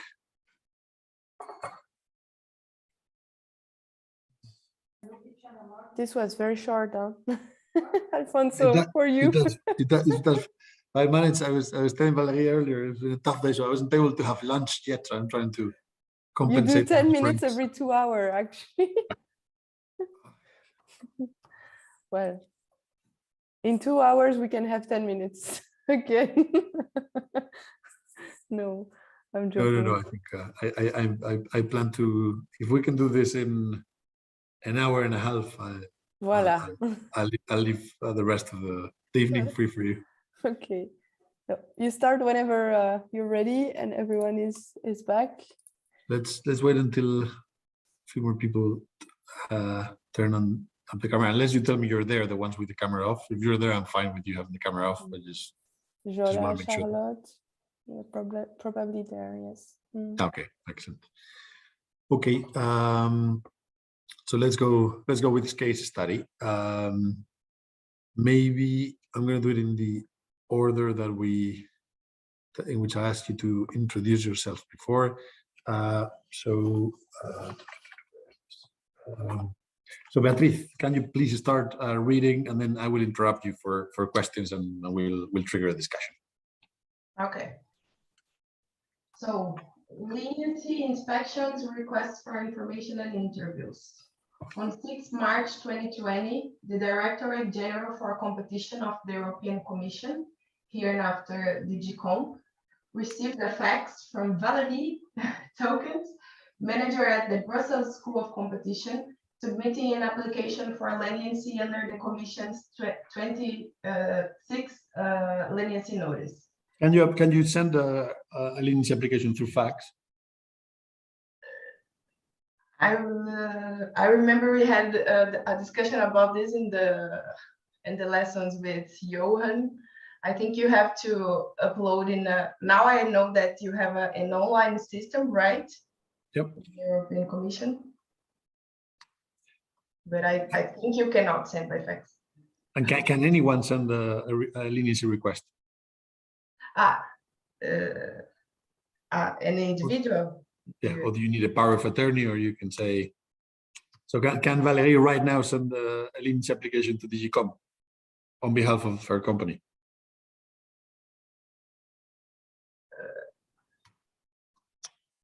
If she is the legal counsel, I think yes.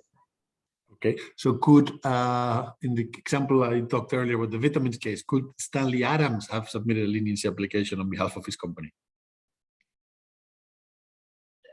In Brazil, yes, but I understand that here in the European Commission, only undertakings, right? Well, you need, yeah, exactly. It needs to be someone who's a legal representative of the undertaking. You need to show that you're a legal representative. Otherwise, it's not valid. But please keep on going. Okay. So Ms. Tokens, who had the intention of setting up a competition law program, produced a series of alleged evidence relating to a cartel between providers of postgraduate competition law courses. One thing, is it relevant that she did this because she wanted to set up a competing course? So if you do a complaint or a leniency application in that case, does intention matter? No. I don't think so. I don't think that you need to prove, only to declare the fact. That's right. Right. Please keep on going. Okay. So Ms. Tokens claimed to have represented the BSc at meetings with the European University Institute and the College of Europe, in which minimum course rates were agreed. She observes that an academic who is a professor at all three academic institutions, Mr. Nicolas Petit, acted as facilitator of the agreement.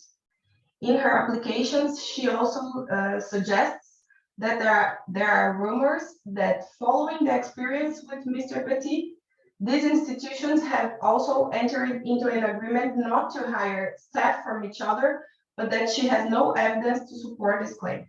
Okay, one more phrase and then I will interrupt you for questions. Okay. The leniency application was rejected by the DG Comp on the grounds that these tokens did not qualify as an undertaking. Okay, good. So we've already said that you need to be an undertaking to do this, right? So it needs to be on the basis of an undertaking. Now, in this case, the Commission has rejected the leniency application. Can the Commission reject leniency applications? So if someone is providing evidence to the Commission, can the Commission say, I don't want this evidence?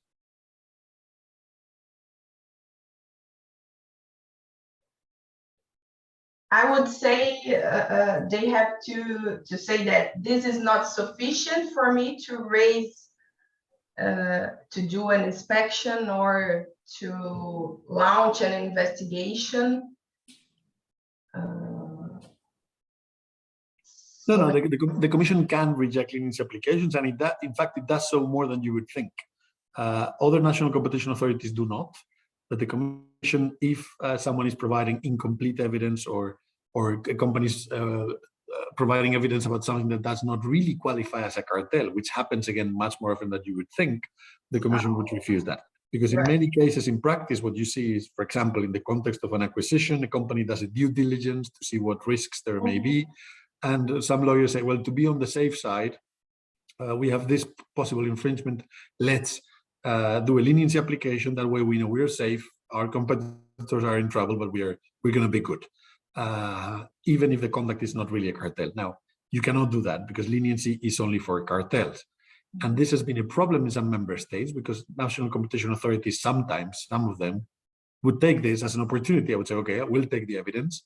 But the moment you take it, you're forced to say that whatever conduct it is constitutes a cartel. Okay? And that has implications in many ways. The European Commission has been quite stricter about this, and the Commission would reject cases if they do not really qualify as cartels, and they would reject the leniency application. Now, Beatriz, is it possible to appeal the rejection of a leniency application? Can I just go back to your previous comment? So is more a discussion over jurisdiction, right? Not, or if the EC has competence over the matter you are. No, it's not only jurisdiction. It's, I mean, leniency. Some of the tools we're discussing, like leniency, settlements, some special particularities when it comes to fines.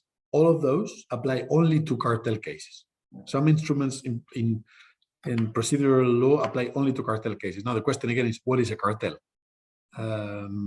And we lack a very clear definition. So in some cases, people have tried to make an expansive construction of the concept so as to be able to justify submitting leniency applications. And some national competition authorities have accepted, but the Commission's view has been narrower. So it's a matter of understanding what qualifies as a cartel. There could also be other reasons why leniency application is rejected. But that, I think that is, in practice, that has been the most recent, frequent one, even if, of course, there's no public visibility on that point. But do you think a rejection decision, a decision rejecting a leniency submission, can it be appealed?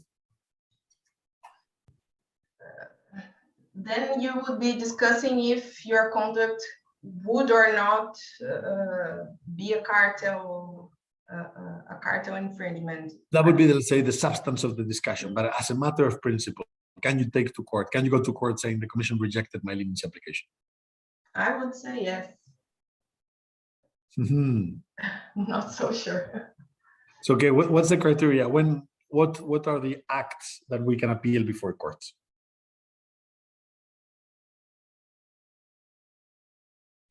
Decisions. So in this case, would this be a Commission decision?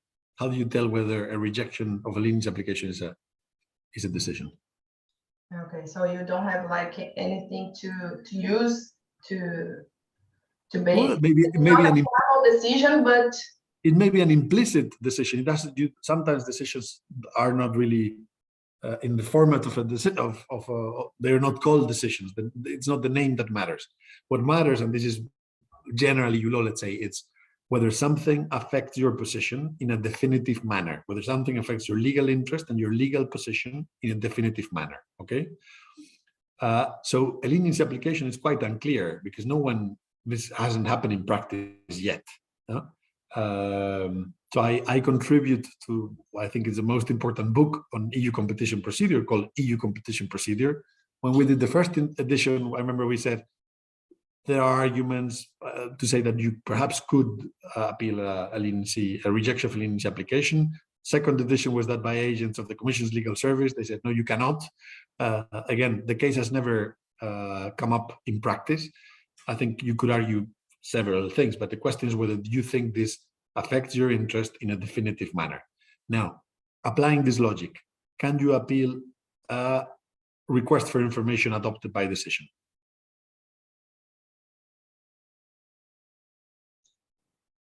Verify, yes.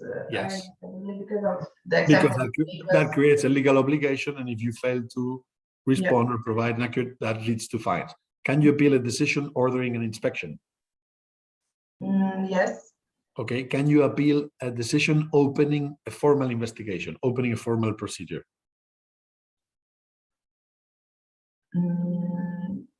I would say it would impact, it could impact. Okay, the courts have said no. For instance, in state aid, where that opening has some legal effects, you can.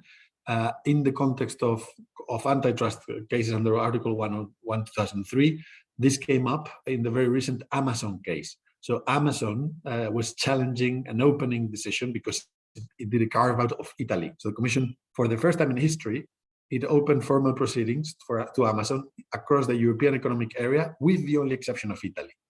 And Amazon appealed that opening decision because of the carve out of Italy. Amazon said, well, the Commission cannot do that because it would lead to other problems and levis in idem, etc. And if the Commission takes over a case, it needs to do it for the entire European Economic Area. I was actually involved in that case representing an intervener, but the case did not proceed forward because the court last year adopted an order saying that the Amazon's appeal was inadmissible because you cannot appeal decisions opening a formal procedure. Now Amazon has appealed that to the Court of Justice, so we will see. But no, that you cannot do. Okay. Normally, what the Commission would do in a case like this one, they would send what is called a non-eligibility letter, saying, well, you're not eligible to get leniency, and that's something which no one has tried to appeal so far. Okay. Then let's move on to Aurélien. Can you please continue reading the case?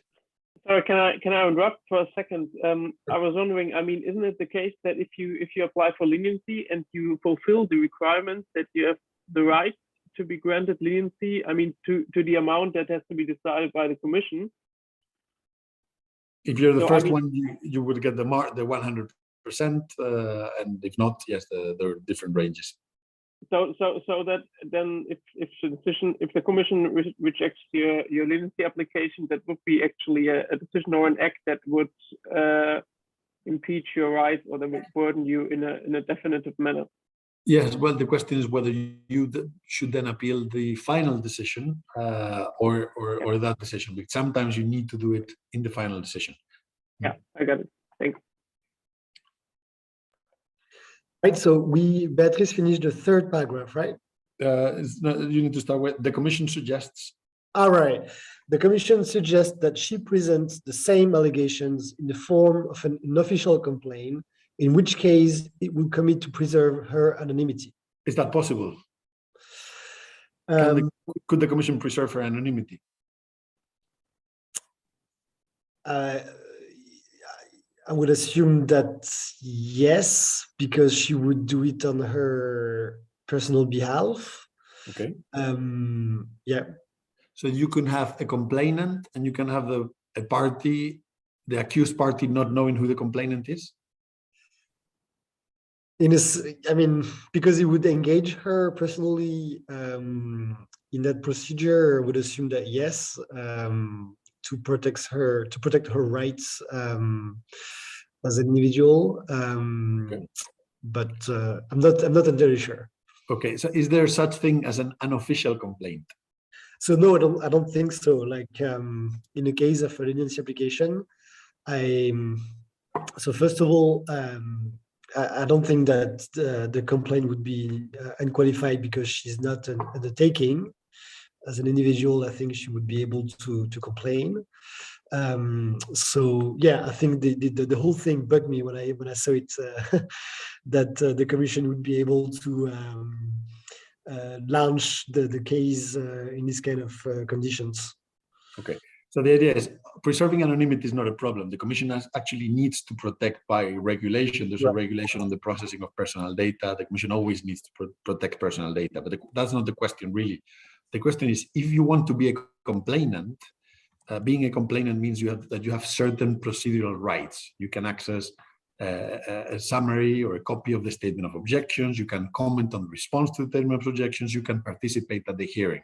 Now, if you want to enjoy those rights, parties need to know who you are.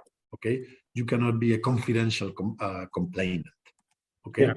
And there's no such thing as an unofficial complaint. If you have a complainant, then you have procedural rights. You identify yourself. Now, a different story is that you can anonymously provide the commission with information, and that's called. But that's a different story. That's called the provision of market information. That's actually in the rules. It's Article 7.2 of Regulation 1/2003. So in this case, the commission would say, okay, I take the information, I investigate the information, I will protect the anonymity of the person, but that person has no procedural rights. Okay, the commission will not keep the person linked to the investigation. You can take the material into consideration, but that's all. Okay. Yeah. All right. Please continue. 19th March 2018, Ms. Telkens submitted an official complaint. So right, I think I read that already. What's the language for the unofficial complaint? Can you do it in any language? Are there any language requirements? Like any official language of the European Union. Okay, that's right. Yeah. And does that determine the language of the case for the company? No, because the commission would work in the three working languages of the commission, right? French, English, German. You think so? So if I have a Spanish client, do I not have the right to have the procedure in Spanish? I think the commission in themselves would work in their three official languages, but then the parties to the case could have the right to get the official documents translated to that language. That's correct. So the parties to investigation, they have the right to have the language of the case done in the language that they choose. Okay. So in many cases, for example, in a cartel case, there will be several different languages for different participants in the cartel. And each language would be, so if there's a Spanish, an Italian, a French company, and each of them wants to have the case done in their language, the commission will need to work in all three languages, unless there's what we call a language waiver. So for example, when you enter into settlement proceedings, also to save time, because those, as you know, are aimed at ensuring procedural efficiencies, if you're in a settlement scenario, the commission will always ask you to give a language waiver. So you need to say, okay, I waive my right to have the procedure in whatever language, and I will have it in English. That is common, okay? I had a case once, for example, where we were negotiating a settlement. I cannot give you more details with the commission. And then the commission said, well, this is the maximum we're going to give you. And I remember saying, well, if I now withdraw my waiver, you would need to take a few more months to finish the case in Spanish. And that would mean that the 10% caps goes much lower. So I would get, simply by waiting a few months, my fine would be much, much lower than what you're offering. And then when they realized, okay, yeah, sure, okay, we need to give you an incentive. So that's also something that you can use to negotiate. Do maybe one more phrase. Yeah. On April 20th, 2019 at 1 p.m., a number of officials from DG Comp, accompanied by their counterparts from the Belgian Competition Authority, appeared simultaneously at the BSC's premises in Rue Avenstein 4, Brussels. Very good. So this is one month after the unofficial complaint. This is what I explained earlier, typically 4 to 6 weeks.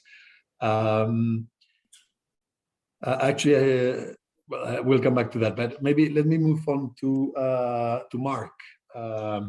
Mark, we say here that the officials here are accompanied by the officials from the Belgian Competition Authority. Is this possible? Can do officials of national competition authorities accompany EU officials in these inspections?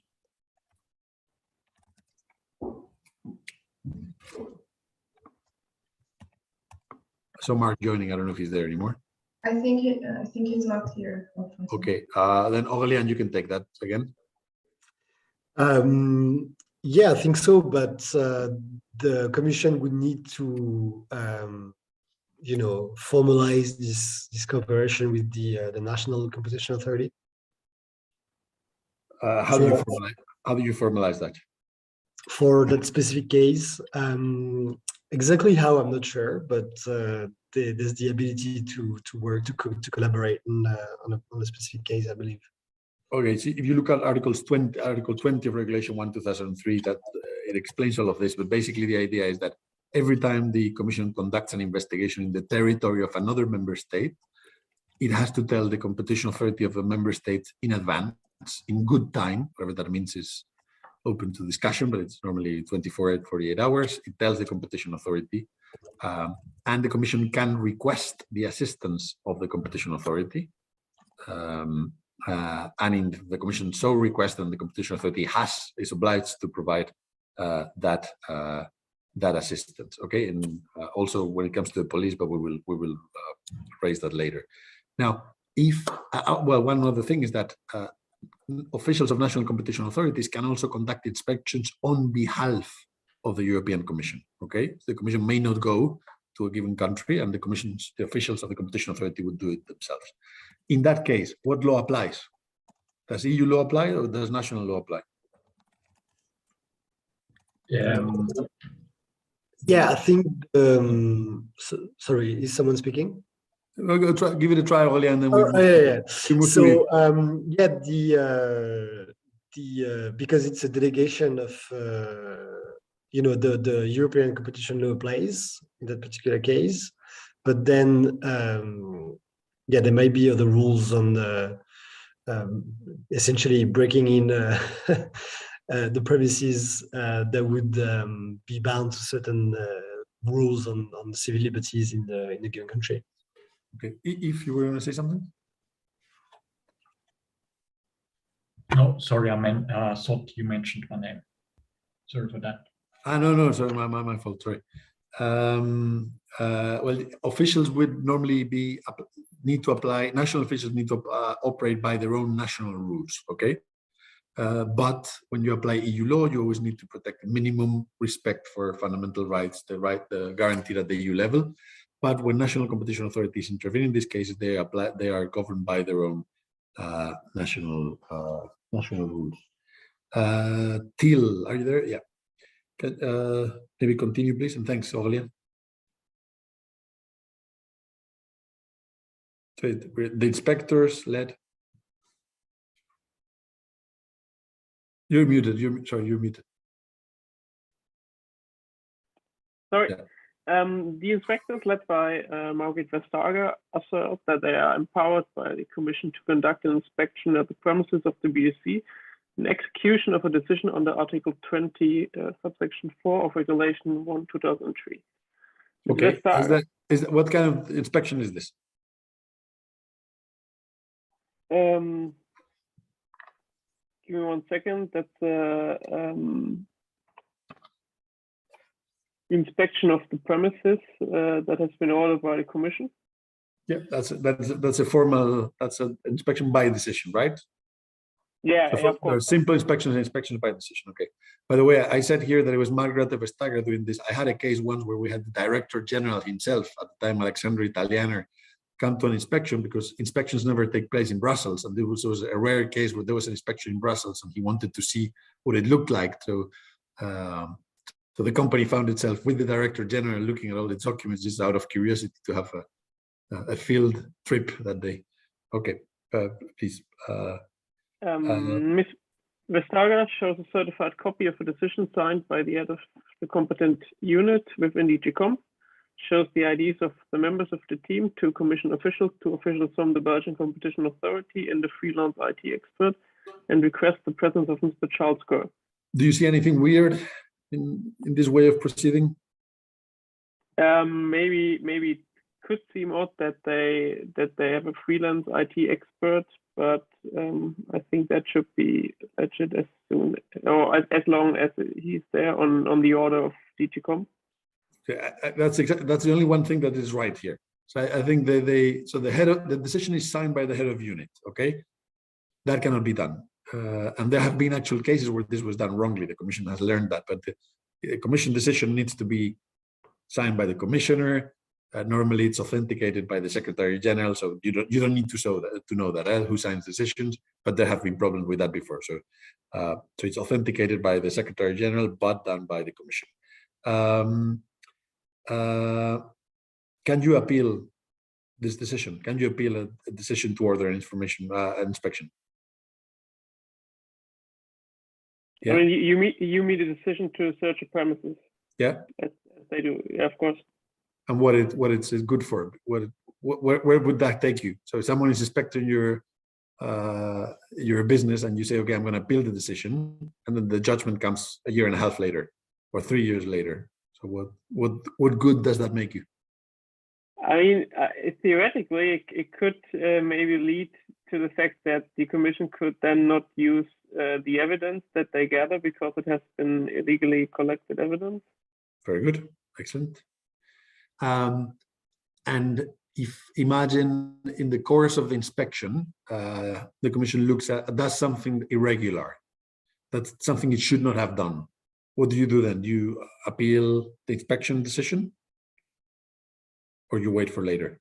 So imagine the commission looks for, we will discuss this later, but looks for correspondence between the company and its external lawyers, which is privileged, which the commission should not have looked at. What do you do? Do you raise that in the decision order in the inspection? Yeah, I would put like a veto and ask for some kind of immediate legal protection against that.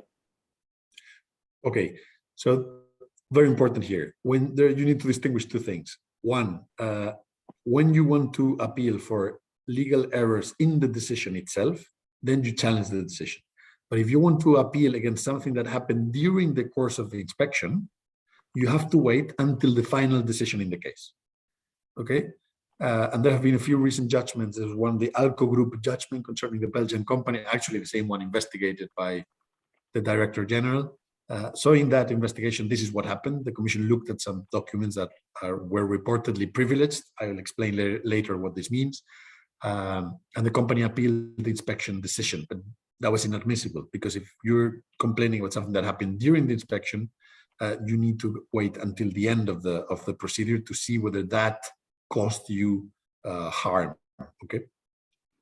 So if you appeal the decision, you can do it from 2 months after the decision. But anything that happened during the inspection, if the illegality does not concern the decision itself, but what happened, you do it at the end of the proceedings. So also in case if they breach like fundamental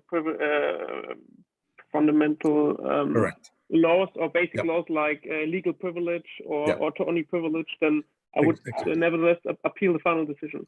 Exactly. You can appeal only the decision, for example, if it was not signed by the right person, if it was addressed to someone else, especially if the statement of reasons was not sufficient for you to understand what it was about. If it refers to a different place, for example, we will discuss that now. Okay. Please keep on going. One question. Yeah. One question.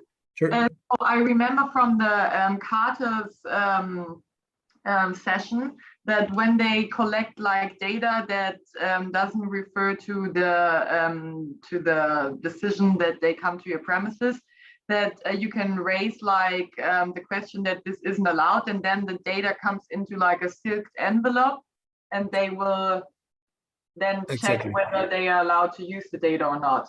So this is something you can do, right? Very good that you raised it, Judith, because this is going to come up in the case later, and I will go to you for the debate. Okay.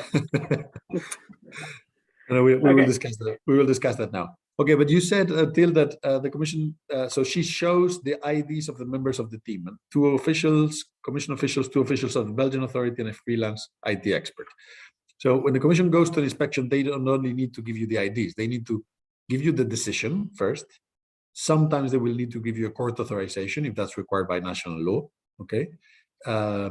They also need to give you a written authorization saying what specific officials are entitled to be there. This cannot be not everyone can be there. You need to identify what officials can be there, and then they show you their IDs so that you can verify that it's them. And they also give you what we call explanatory memorandum. You can find this online, which explains how the commission will investigate, will carry out the inspection, what powers it has, what limits it has, what the company can do. So you can search for it, you can DuckDuckGo it, and you will see the explanatory memorandum for inspections that the commission needs to give to all of these people, okay? And again, it's normal that they come with IT experts. It's absolutely fine. They need to appear in the written authorization, but it's very, it is normal. Now, one thing, what does the decision need to indicate? So the decision authorizing the inspection, the one that you can appeal, what does it need to say? Isn't it something in relation to the subject matter? That's the key. Thanks, Fabian. That's exactly the point. So the key in the decision is to identify the subject matter. So what is the inspection about, so that the company understands what's being investigated? So you don't need to describe in detail the infringement. You don't need to define the relevant market, but you need to say what type of anti-competitive behavior in what sector. Okay. So the more the better. Very generic statements might lead to an annulment, as happened in the cement case that I mentioned earlier. Okay, so the statement of the subject matter is indeed the key here. Okay, thanks, Till. Let's move to Jola.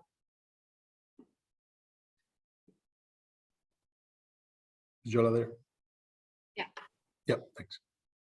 Mr. Gross arrived 5 minutes later and argues that the inspection is illegal because the commission has no court authorization. Very good. Let's stop there. Does the commission need to have a court authorization? I think yes. Not always. The commission is not required to have it unless national law requires it from the National Competition Authority. But as a matter of EU law, the commission does not need to have a court authorization.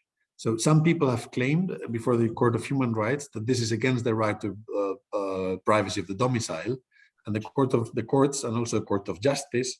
So in for example, the Roquette Frere or the Hochts case, they said that it is compatible with the Charter and with the Convention of Human Rights not to have this judicial authorization, provided that you can appeal the decision afterwards. So there needs to be judicial review, whether it's ex ante or ex post.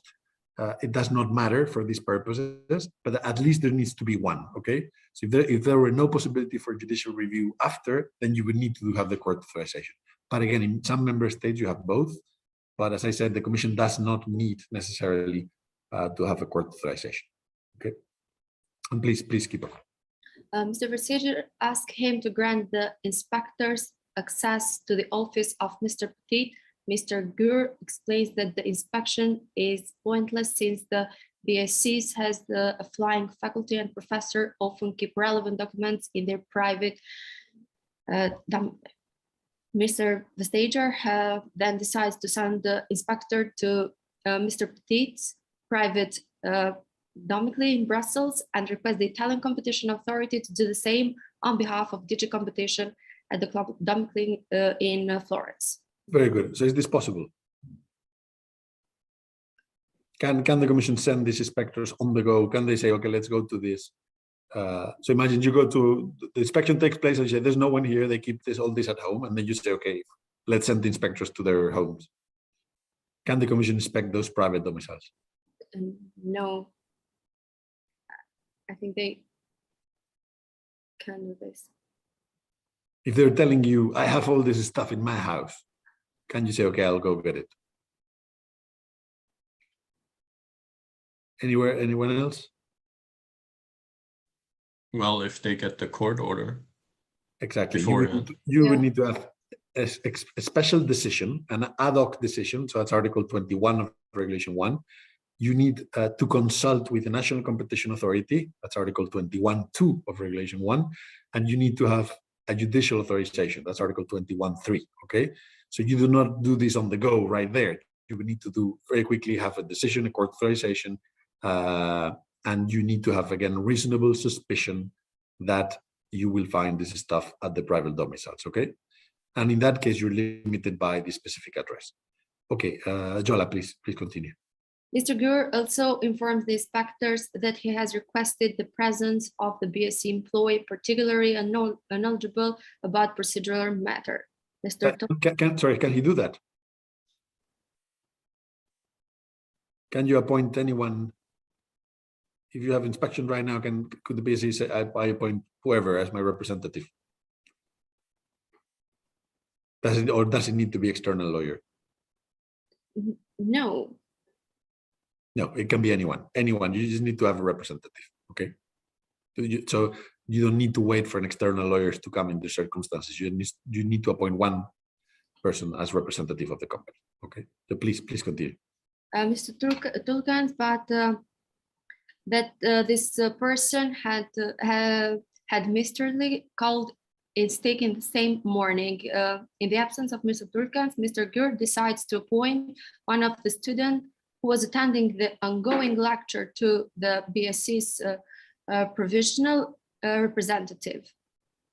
After taking a look at the commission's decision ordering the inspection, the students tells the inspectors that the decision merely refers to the BSc and not to the FEB, therefore the FEB is not under an obligation to submit to the inspection. Okay, very good. Let's stop there. So is that relevant? Does the decision need to refer to a specific location? Actually, someone raised this question before. Who was it?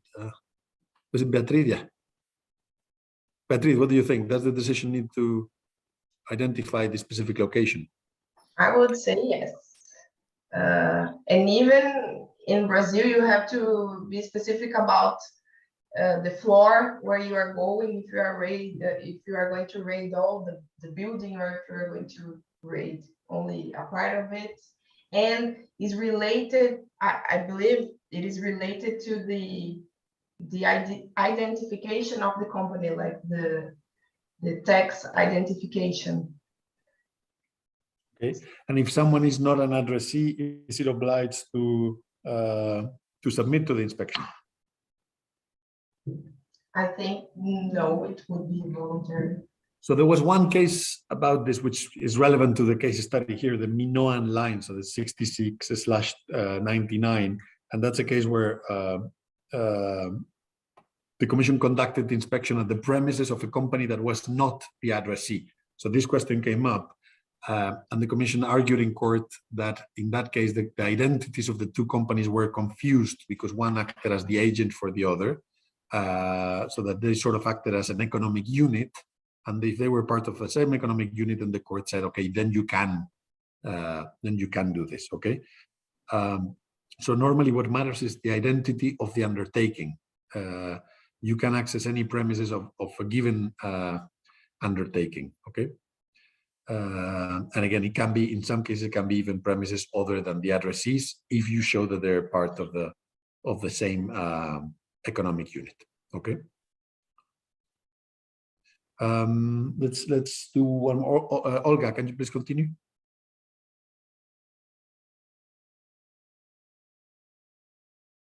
Is Olga there?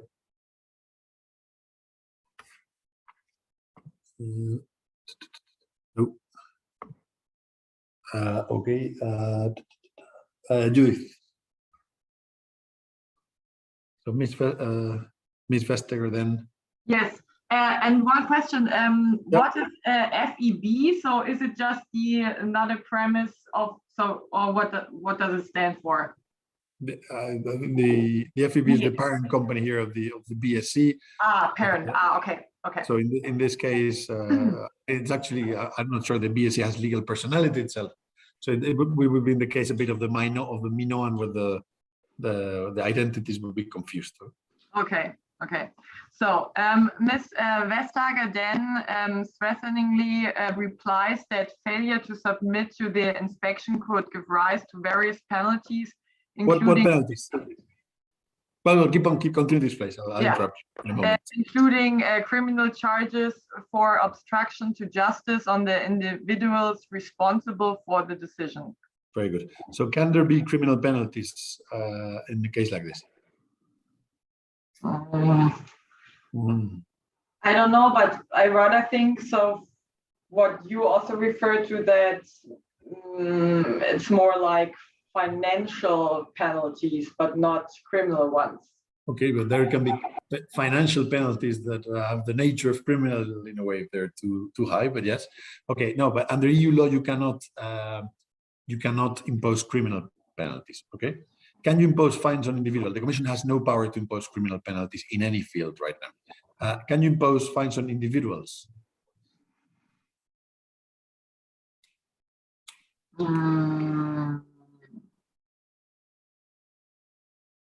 I don't know, but I would rather say no. No, I'll give you the answer. No. The Commission can only impose fines on undertakings, on companies, on legal entities. The Commission, again, has no power in any field to impose fines on individuals. Now, the penalties for obstruction and inspections, you can see them are actually in Articles 24E and in 21(1)(c) of the regulation. So they depend on the kind of obstructions that you see there. So there are some that which will be subject to daily penalties. Some other will be obstructions, but you can read that in the slides. Actually, in Constantine's slides, you see the penalties, and you also see them in the regulation again, 24E and 21(1)(c). Okay, please carry on. And one question, because there you write that she is like threatening. So would this then also be like an argument later in the decision, or that you can point out that you were threatened or not? Well, if you're, I mean, depending on what you interpret as a threat, but if you're threatened with criminal individual penalties, then you would ask, indeed, at the end of when you take the minutes of what happened at the inspection, you would ask the Commission to say, well, this is what happened. They wouldn't say threat, but you indicated that you would impose criminal penalties on an individual. Of course, that would not be valid because that would vitiate. There would be a problem with the consent because it was not informed consent; it was misinformed consent in a way. Okay, so yes, that could be an argument. Okay. Please. She then calls the Belgian police and asks them to be present during the inspection, which they grudgingly agree to. Would they be obliged to afford their assistance? If the Commission says, I want the police to be here, should the police help? Are they obliged? I would say no. They are. 26 of Regulation 1, they shall afford their assistance. That's perfectly fine, but they are. If the Commission asks for their presence, they must be there. That doesn't happen in many member states, but in some of them, for example, in Italy, it's common for police to go on inspections, which tends to be a bit more scary than in other circumstances. Since I need to come back to you, Judith, later on legal privilege, we'll move on to someone else. So Vivian, can you please continue?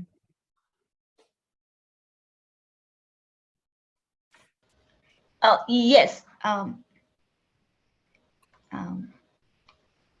So Mr. Gura then decided to call an external lawyer, Alfonso, how to spell it? Ramirez, wise choice to assist the BSC during the inspections and ask the inspectors whether they can wait for Mr. Ramirez to arrive. Considering the terms that has already elapsed, the inspectors refused to wait longer and start. Very good. So let's stop there. Let's please stop there. Do inspectors need to wait for the lawyer to come? I think so. So you imagine I have an inspection in southern Italy, and my client calls me and says, well, you need to come to inspection. And I say, well, I'm in Brussels, it's going to take a while. Do inspectors need to wait for me?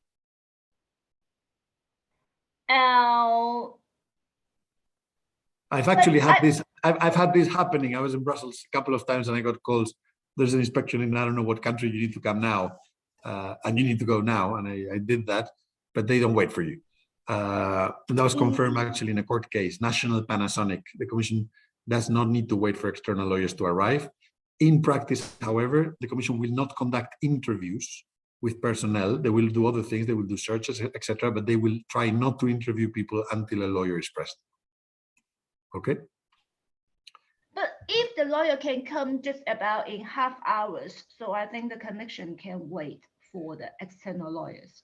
I think so too. No, in some cases they have. I remember that we had an inspection once at the dairy company, a company that manufactured milk products. And when they told me we have an inspection, it was very near where I was, and I said, well, tell them, can you keep them entertained for half an hour? And when I got there, they were actually, the officials were taking part in they were tasting yogurt flavors while they were waiting. So, but I tell you, this is not very common. Okay, let's please do a bit more. Sorry, can I interrupt for a second? I thought always that the Commission has to wait until the lawyers is present if they actually want to conduct interviews, because I mean you have the right to be represented by a lawyer if a government official asks you. But I mean they will normally wait for interviews. In practice, I don't know any case where the Commission did not wait, but they're not obliged to, because because the individuals are not they cannot be subject to fines. Okay. So the right to legal protection doesn't apply exactly in the same way. The company could be exposed by wrong answer on the part of individuals, so the company may want to do that, which is why people wait. So in practice, they will wait, but they're not under the obligation to do so. Yeah, let's continue, please. Okay, when Mr. Ramdi arrives, he asked the inspectors about the subject matters of the inspections. So why is this important? Sorry, Vivian. Why is the subject? Why do I ask about the subject matter? Why is that important? Yeah, because the subject matter is the purpose of these investigations in the decisions. So you need to understand what is the subject matter of the inspection. That's the key. To assess your duty to cooperate, you need to understand the subject matter. So this is the fundamental procedural safeguard. You need to understand what this is about. So in any case, as I said before, you don't need to, the Commission doesn't need to define the case with precision, doesn't give you all the details, doesn't need to define the market, but it needs to tell you what this is about. Okay? Mm-hmm. Let's do a bit more. Yeah, Ms. Vestigas reads what is stated in the decisions and in the written authorization to carry out the inspections, that the subject matter of the inspection is to find any evidence of anti-competitive behavior contrary to Articles 101 and or 102 TFEU on the part of BSC in relation to the setting of prices. So is that enough? Do you think that's sufficient? Is that a good? I don't think so. I don't think that this subject matter is clear, because I think it's not necessary and not appropriate. It's like fishing expeditions. I think that's quite correct indeed. There's a problem with the subject matter here. Thank you very much. Eve, can you please continue?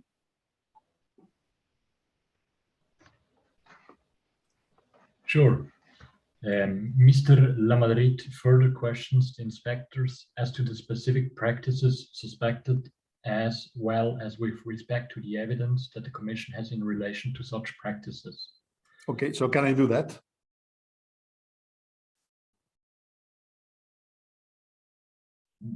Well, I guess yes, because I can do anything, but they're not obliged to give that to me. As I said, the evidence they don't need to share. They don't need to give you a copy of the complaint if the complaint exists. If the subject matter is well defined, evidence will only come at a later stage. Okay. Inspectors refused to provide any of this information, alleging that it is confidential. Very good.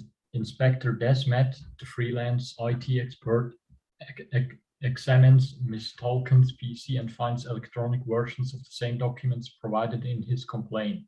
Okay, so can you access the PCs of an employee? Yes, that's possible. Okay, because as I said before, Article 22B, any business records. Okay, what if the PC is her own PC? She brought it from home that day. then normally not. But if there's indication that this PC is also used as a business PC, then again, yes. Okay, that's quite interesting. Well, let me. Okay, we can deal with that now. Yeah. So the Commission amended its explanatory memorandums for inspections recently, because now in many companies you have this bring your own devices, or there's this the line between private and business documents or items is not as clear. So many people, for example, communicate with competitors through the WhatsApp. So in any investigation right now, the Commission will try to look at WhatsApp messages in an inspection. So they will ask for the private phones even of employees, or access to their private email or Gmail or Hotmail or Yahoo or whatever accounts. Is that okay? Can the Commission do that? Vivian thinks not. Does anyone think that the Commission can do it? Well, my stance is, again, if there is indication as to that communication has been through that channel, it is possible. Well, that is what the Commission is saying and what the Commission is doing in practice. So there's a debate about this, and I raised it once with a hearing officer, and he didn't want to commit. But there's an argument to be made that the Commission can only do this with the same safeguards that apply to private domiciles. Because, I mean, I don't know about you, but I think I store much more private information in my phone than in my house. So I think in order to be, Vivian is laughing, but don't ever try to steal my phone or get into it. But so this is something that raises new challenges. And the Commission, I understand their point, because you need to be, in order to do an effective investigation, you often need to have this data. But in many cases, the Commission is asking companies to provide all of this, asking employees. If the employee refuses because it's his personal device, the company may be subject to fines. And this can be problematic. So I think there's an argument to be made that perhaps you would need to have a court authorization or some equivalent.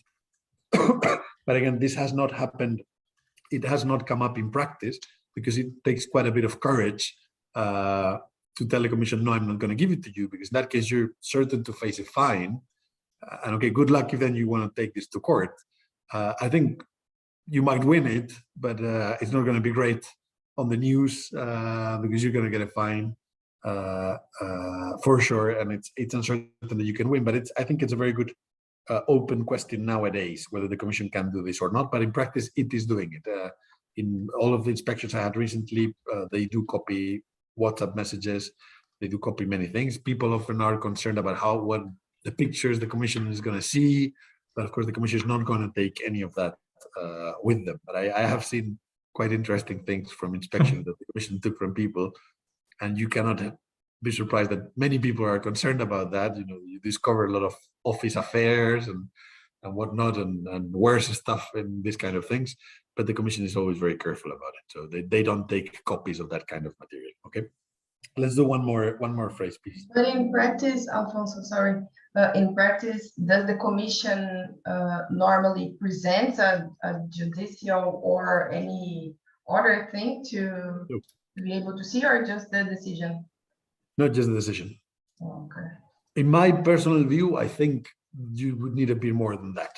I think you would need a bit more. If you're going to look at private phones, you would need to identify what employees you're going to ask for, and then you need an authorization to access those devices. You can, I think, in order to avoid those people delete messages, I think the Commission can adopt, let's say, an order to say, okay, don't use this until I get the court authorization. Or there could be an interim mechanism to make sure that the Commission does not have access to that kind of private data.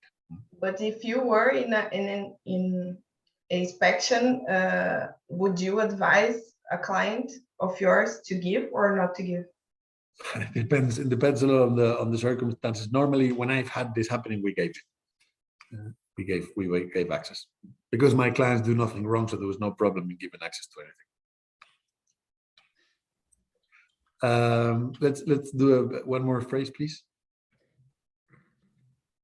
These documents appear to prove that Ms. Tulkens exchanged emails with the people responsible for competition law courses in which the need for minimum rates was discussed.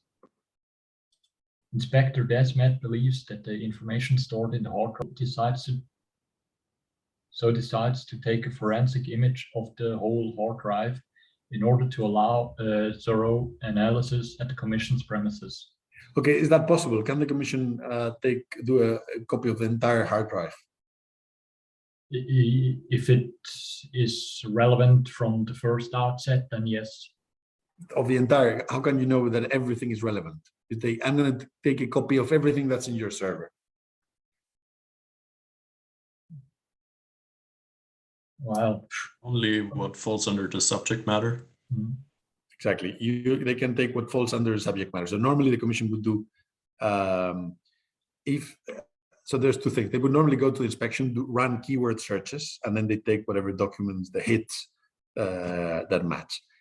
Now, the Commission can, and they do often, take large copies, forensic images of larger volumes of data when they don't have time to process or to do all the searches while on site. But in that case, what they do is they take the documents with them, and they will not look at them except in the presence of the company's lawyers, either in the lawyer's office or in the Commission's premises. So I've had that happen to me. Some lawyers came to my office, and they Commission officials, and they continued the inspection there, running their searches with the presence of the lawyer. But they do not look at the information, and they do not run searches, not giving the company the opportunity to see what they're doing. Okay, maybe Vibke.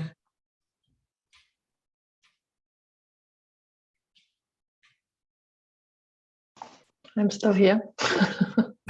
Wrong button. He also requests the passwords to access the private email accounts of all the staff working for the BSC. Okay, so this is essentially what we just discussed. I think the only additional element I want to raise is that there's a recent case, Orange T402/13, where the Commission had asked companies not to tamper with email accounts. They said, don't access them, don't delete, don't do anything with them. And again, that's the case where I mentioned earlier, the company diverted some emails, and even if they did not delete anything, they received a significant fine for that. Okay, please continue. One question on this. The provision of passwords, isn't it against self-incrimination? Well, unless your password is I participate in cartels, I don't think it is necessarily. I mean, it doesn't. You're giving a password, you're giving access. It's as if you're consenting to someone entering into your domicile for the purposes of the inspection. So not giving it the password is not in itself an issue. I mean, you could argue what we argued before about right to privacy. Is it necessary? Indeed, or you could say that, well, you don't need my password. You can only search it in front of me. But yes, that's relatively common actually. Okay. Continue? Okay. Yep. Okay. Inspector Dupont is looking at the documents in Mr. Gur's office. He sees a handwritten document in which he reads the words illegal cartel. The inspector attempts to copy the document, but Mr. Lamadrid, who is present in that room, argues that this is a document protected by legal privilege in as much as it contains Mr. Gur's notes of a telephone conversation he had in the morning, during which an external counsel who, given the BSC's suspicion that Mr. Petit might have engaged in undetermined illegal behavior, had designed a strategy to minimize any potential risks for the institution.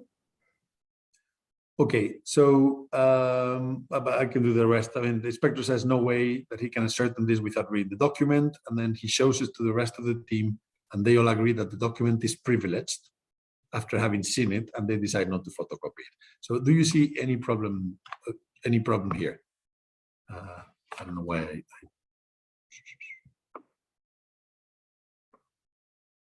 Do you see any problem in that paragraph? Wasn't that the question for Judith? I was actually going to move to her, but I decided since coincidentally it was you, I think you can do this both of you together. Okay, Judith, do you want to start? What is legal privileged information? So there is attorney client privilege conversation between the company and an external legal counsel.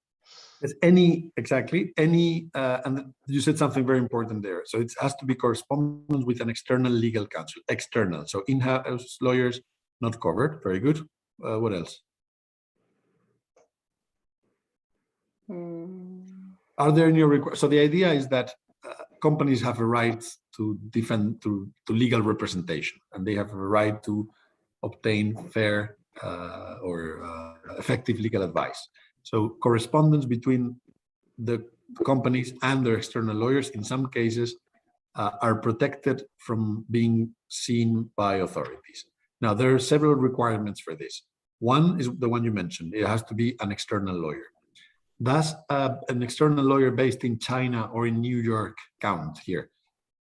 Can you say any of my external lawyers? Imagine I work for a competitor of Aurélien, and they are alleging that some info is protected because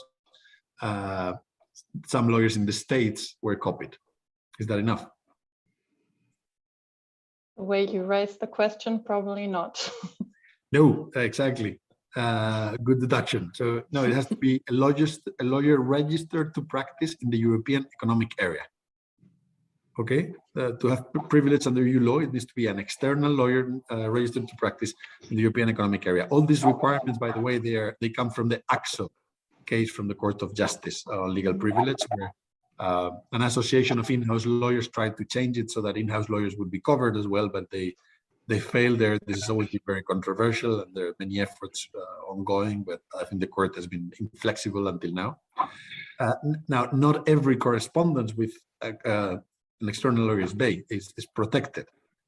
If I give advice to my client on how to breach the law, that is not protected. So it's not because a lawyer registered to practice in EEA is copied that everything will be protected.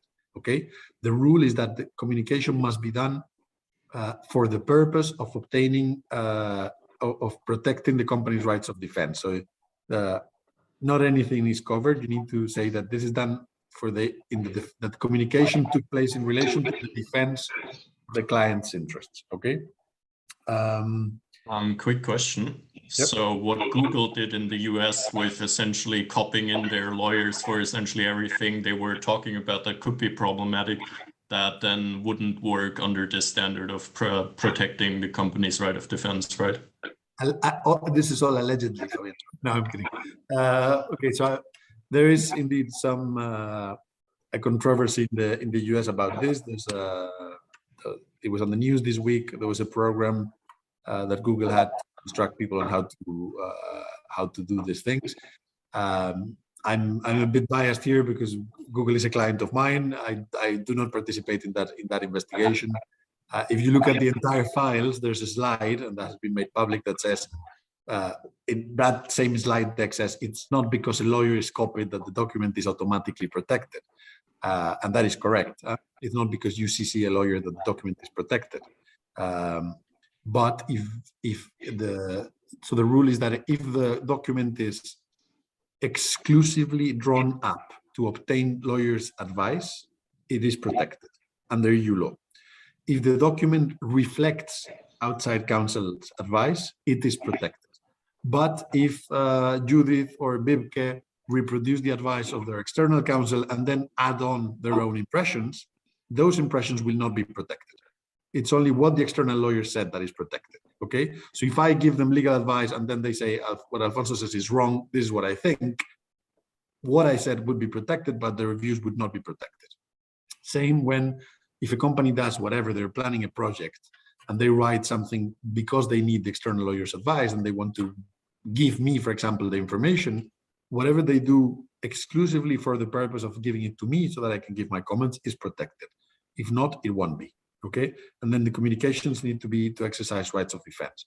So many people use the words privilege very freely, assuming that that ensures protection. That is really not the case. Okay. And then. So this means we should never forward an email with a legal advice of a lawyer, and then. Well, you could forward it. The thing is, if you forward it and add on your own views, then your views would not be protected. But you can forward it. Yeah. Okay. Okay. Then what happens? So in this case, there was a discussion as to whether something was privileged or not, and then the inspectors looked at the document. And they said, well, it is privileged, so it's fine. We won't take a copy. Is this okay? I think not everyone is supposed to look at it, then just like one legal person from each side or legal representative. Not even. If something is really protected, the Commission cannot even take what we call a cursory look. It cannot even take a glance if it's really protected. Now, the thing is, how do you then show that something is protected? Well, normally you would say, okay, it says privileged, and the Commission will say, well, so what? Most documents say privileged. You can say, well, it point to the letterhead of the firm. It comes from my office. It says EA external advice. You can show part of it. You can say, oh, a paragraph where, I don't know, the introductory paragraph where the lawyer says, this is what this document does.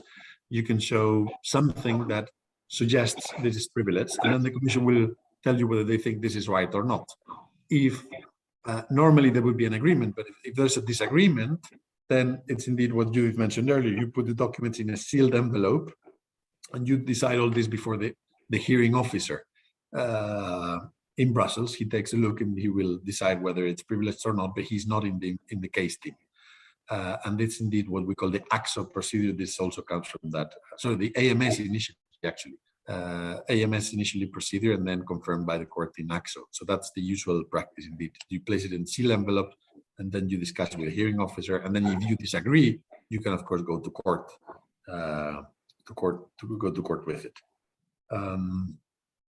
Any questions on this issue? I had a case actually where this happened, and I found a document. I didn't know what it was. It was an external consultant that was providing advice on a Commission investigation. This was a second inspection, so there was someone commenting on the first inspection and the case.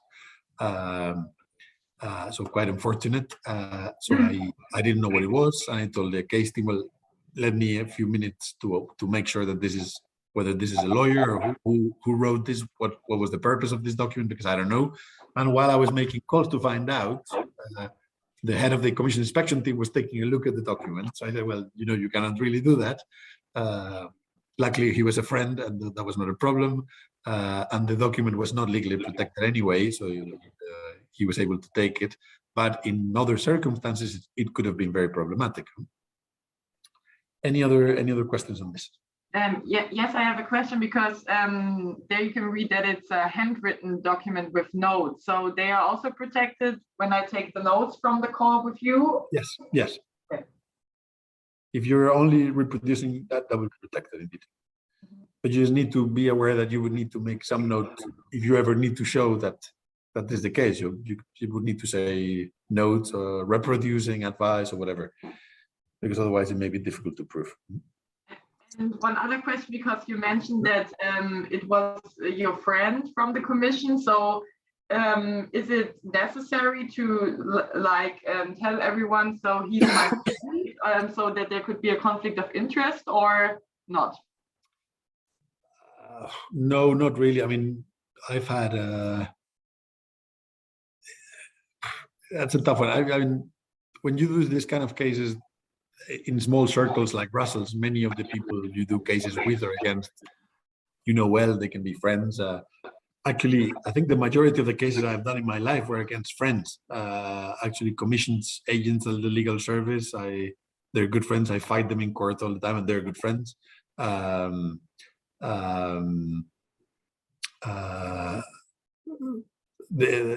the Commission, I mean, I'm now working in the court to overturn the highest fine ever imposed by the European Commission, in a case that Aurélien will know about, the Android case. and the case manager in charge of the case is a very good friend of mine, and nevertheless he imposed us on our client the largest fine in history. So it's not that being friends will take you anywhere. No, I think it's normal. In some cases, you need to declare some conflicts if they exist. For example, my wife is a commission lawyer, and she would never do competition cases, and that's declared, and we could never work on the same issues. But no, normally, I mean, in most cases, people know each other for better or for worse. And that's, in my experience, that has never been a problem. People do keep very high standards. For example, who were your professors on your module on cartels? Evud and Johan. Very good. So I had the Spanish bitumen cartel, where Johan was the lawyer for BP, I was the lawyer for Repsol, and Evud was the head of unit. And we are all friends. We may have different interests in the case, but that's relatively normal. Okay. Very good. Let's move to Laura. Is Laura there? No. Sonia? Frustrated by this incident, Ms. Vestager tells the inspectors to also keep an eye open for any possible evidence regarding a possible agreement between academic institutions not to hire staff from each other. Is that okay? Can they do that?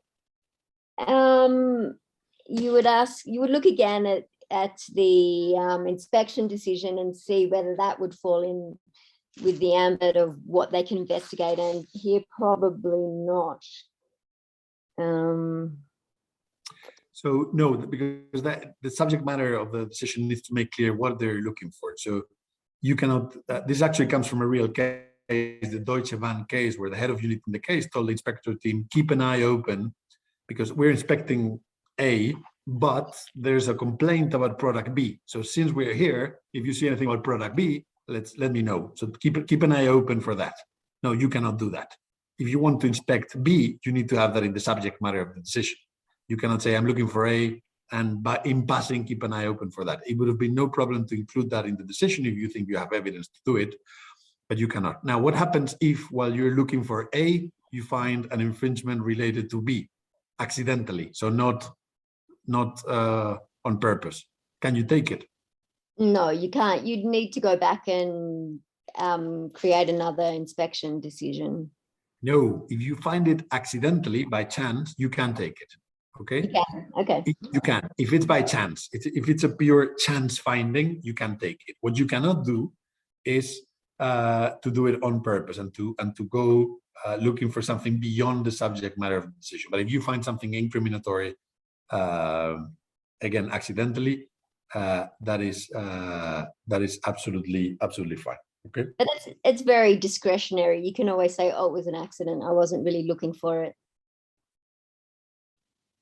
You can, and it always happens, and it's difficult to prove that that's not really the case. But I mean, depends. You can also see, depending on the search terms used or questions raised, so there can be ways of doing it. For example, in Deutsche Bahn, indeed, it was annulled because of this very recent.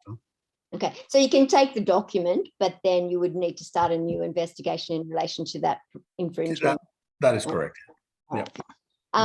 There's also, there's another good judgment that's coming to mind now, the Dow Benelux judgment, which discusses this quite in depth as well. So Deutsche Bahn and Dow Benelux, both of them are relevant if you're interested.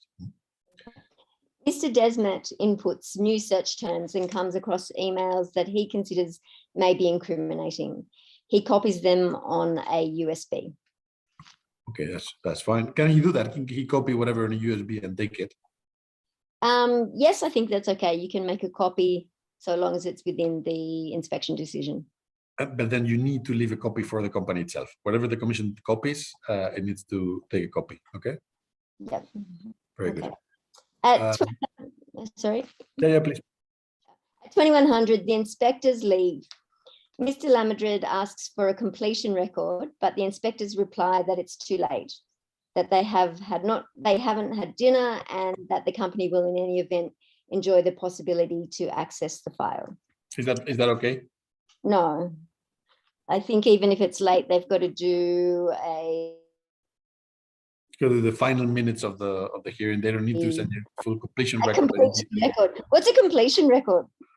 It's basically what the document where the commission says everything they've looked at and gives you identifies every document they took.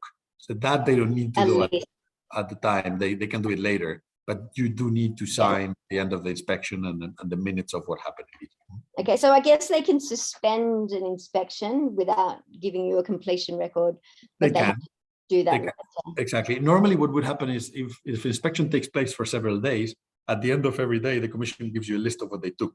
And then you look at it at night, and the following morning, you let them know if you saw anything that they shouldn't have copied. So in my experience, that's what we did in practice. Okay, just you can keep on for a bit, please. Meanwhile, at Mr. Petit's private residence in Brussels, the other inspector from the Belgian Competition Authority, Mr. Joris, has arrived and inspected Mr. Petit's desk and private computer. So can he do that? As we said before, he would need a particular document allowing him to go to his private residence. Yeah, very good. Yeah. The inspector photocopies a series of documents related to Mr. Petit's tax returns that he announces will be submitted to the tax authorities because he believes that they are suspicious. Don't tell Nicola about this, please. So what do you think? Can the commission do this? Can the commission send documents to the tax authorities because they're suspicious? I think no, but under Australian law, in many proceedings before courts, which is completely different, if you come across, such as a family law court or something like this, if you come across tax evasion, the judge is required. But I suspect here the commission doesn't have those powers, so I don't think that they've got that ability. So no, the commission, whenever the commission exercises its powers of investigation, the commission can only use the information gathered for the application of Articles 101 and 102, okay, for the application of the competition rules. The commission can transfer the rules on transfer of evidence to other national competition authorities because they apply those same provisions. But the commission cannot send information to the tax authorities, for example, okay? Now, what about the reverse situation? Can the tax authorities send information to the commission, and can the commission use that information? I suspect yes. So there's an asymmetry there. Mm-hmm. So the commission cannot send documents to the tax authorities, but the tax authorities could send documents to the commission? Yes. That's correct. There was a discussion about this recent case, FSL Holdings from 2017, and the court confirmed that this was right, even if there was an asymmetry. But indeed, that's no, because Article 12.2 of Regulation 1 says specifically that the Commission can only collect information to apply Articles 101 and 102, but the rules say nothing about documents received from other competition authorities. Okay, from other authorities. Maybe one last phrase, please. On Mr. Petit's computer, the inspector also finds various MP3 files containing recordings that Mr. Petit made of phone conversations with other competition law professors and decides to take them with him. So is that okay? I don't think he's allowed to take them with him. Perhaps he can make a copy of them. But he could indeed. Well, he could make a copy ideally, but he could in principle take them. But that's the case we discussed earlier, the goldfish case from 2016. So that would be good. Thanks very much, Sonia. Fabian, can you please continue? Yes, the inspector tells Mr. Petit that pursuant to Article 20, subsection 2E of Regulation 1, 2003, he has the obligation to answer a few questions. Mr. Petit asks for his lawyer to be present during the questioning, but Mr. Joris denies this request. Okay. Mr. Petit hold on. Can the commission ask questions to Mr. Petit when they're inspecting his private domicile?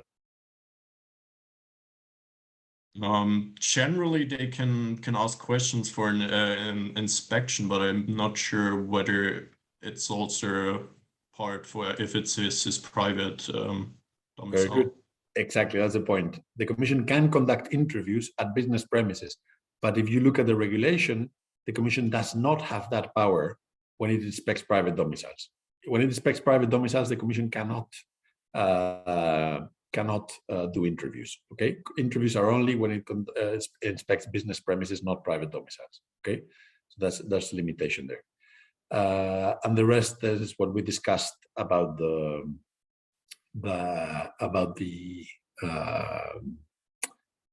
domicile. Now, imagine the Commission were to do an interview. Could the Commission record the interview on an iPhone, for example? No, I think you need an official device where it's saved. It could, in principle. So it says under Article 4.1 of the implementing regulation 773/2004, it says the Commission can take copies in any form. I think indeed it's debatable, and then you could always argue that the chain of custody, whether the evidence may have been tampered with, but in principle the Commission can take copies in any form. Okay, and then what we discussed earlier about no need for external lawyers to be present, so that's fine. Please continue. In the course of the investigation, Mr. Petit is asked first whether he believes that the rates at the BSC are abnormally high. He responds, no, there's no excessive pricing here. In fact, all other institutions. Sorry, Fabian, we're missing, I think, this bit. Oh, sorry. Mr. Petit considers that this breaches his right of defense, but Mr. Joris replies that his powers of investigation are not subject to EU law, but rather to Belgian law. No clue how to pronounce that, he says. This is la Belgique, pas l'Europe. So this is Belgium, not Europe. I included this because this is an actual phrase that a policeman told me once in relation to a parking ticket.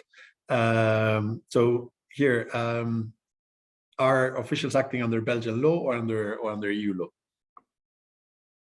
Well, they were sent there by the EU competition authority, so they're bound by EU law.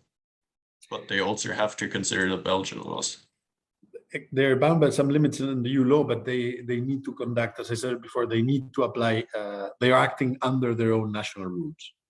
Okay, so that is important. That's in Article 22.2 of Regulation 1. It says that when members of national competition authorities intervene, they will do so in accordance with national law.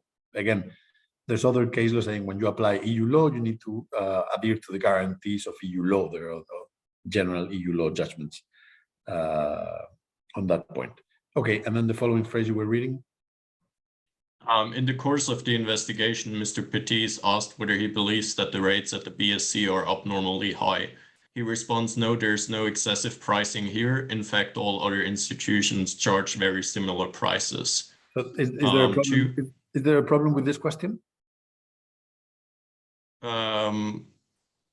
Abnormally high may indicate that there's some price fixing going on, so you would have to rephrase that potentially, since you would be self-incriminating yourself. It's a borderline one, right? I mean, I think he's incriminating himself with a very stupid reply, but the question is a bit borderline. Okay, so second question. Second, whether he has met with other professors of competition law at the famous Friterie in Brussels to discuss and agree on rates. He replies, no. Well, that should agree on rates. That's a problem. That's a problem, okay. They could just ask whether they have met, but not like what they were discussing. Correct. And number 3? Number 3, whether his tax returns are in order. He responds, yes, that's outside the subject matter. Excellent. And also a completely different topic. That's exactly right. So the leading case on principle against self-incrimination under EU law is the ORKEM case, ORKEM. And that's where you see the rules on the principle of self-incrimination, but they're quite intuitive. Thanks very much. Maybe we move on to Annabelle. The inspector asks Mr. Petit if he is aware of the fact that false or misleading responses may lead to the imposition of an individual fine of over 1% of the FEB's turnover in the previous year. Is that true? I think you can get procedural fines if If you give false or misleading responses, yes. But not individual. Yeah. The company can be fined. The commission Yeah. can never impose individual penalties. Okay. Yeah. Very good. Please continue. At 8 o'clock, Mr. Joris says that he is tired, that he is meeting a friend for a beer, and that the inspection shall continue the following day. He affixes a seal onto the door frame of Mr. Petit's bedroom. The following morning, the seal appears to be damaged. Mr. Petit argues that his cat must have scratched it, and in any case that the seal has passed its expiry date by 6 months. Does this ring a bell? Have you heard about this before? There's actually a case about this. This is a real case, except for the cat. Isn't it the Eon case? That's the Eon case, exactly. So instead of the cat, the company said it was the cleaning lady that must have used a cleaning product that breached, that damaged the seal. And do you know what happened, Fabian, in the Eon case? They said it was a cleaning lady, and then also some other things like wind or some noise. underground vibration. No, exactly, noise because there was a party downstairs, so they said the ground vibration could have damaged the seal. Yeah, that did not work in court. They got a 38 million euro fine simply because the seal appeared to have been breached. There's no evidence that nothing happened, that any document disappeared. There's no evidence of anything, but simply because the seal appeared to be breached, they got a 38 million euro fine. So the commission does take these things pretty seriously, and don't try to, the cat or cleaning lady or vibration arguments are unlikely to work here. Okay, please continue. Mr. Joris announces to Mr. Petit that this procedural infringement will be further investigated. Very good. For the next few months, nothing happens. On Tuesday, 31st July 2020, DJ Comp addresses request for information to the BSC, the EUI, and the COE. The RFS requests the institutions to provide minutes of any formal or informal contact between employees and students at all those institutions, proofs of payment of fees of every student in the past 45 years with detailed information on each student's identity, full address, and present employment. The stated reason for the RFIs is that the Commission is investigating certain anti-competitive conduct in the market for EU competition law studies. The deadline to reply is set for Monday, 4 September 2020. Very good. What problems do you see here, if any?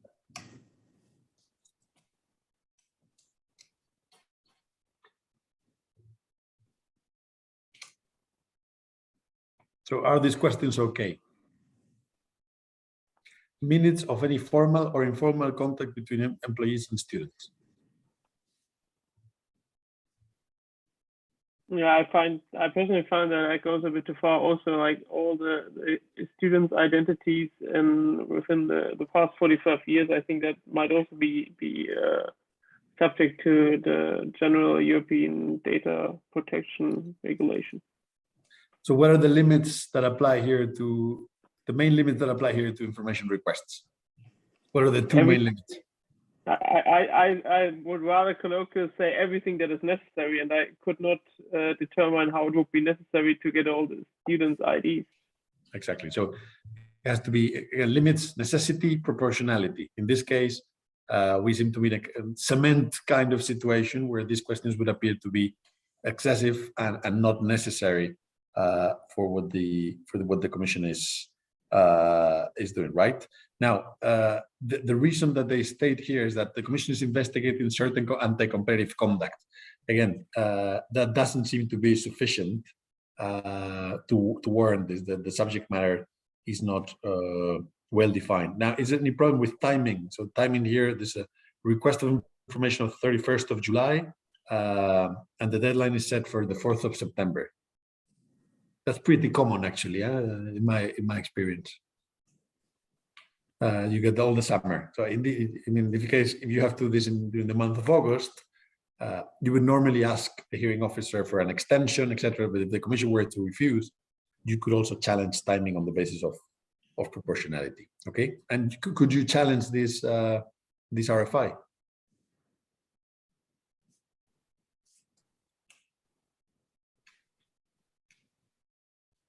You can, yeah, that's what we saw earlier, the session, asking for information, you can. Okay, I think Katerina left, right? So Charlotte?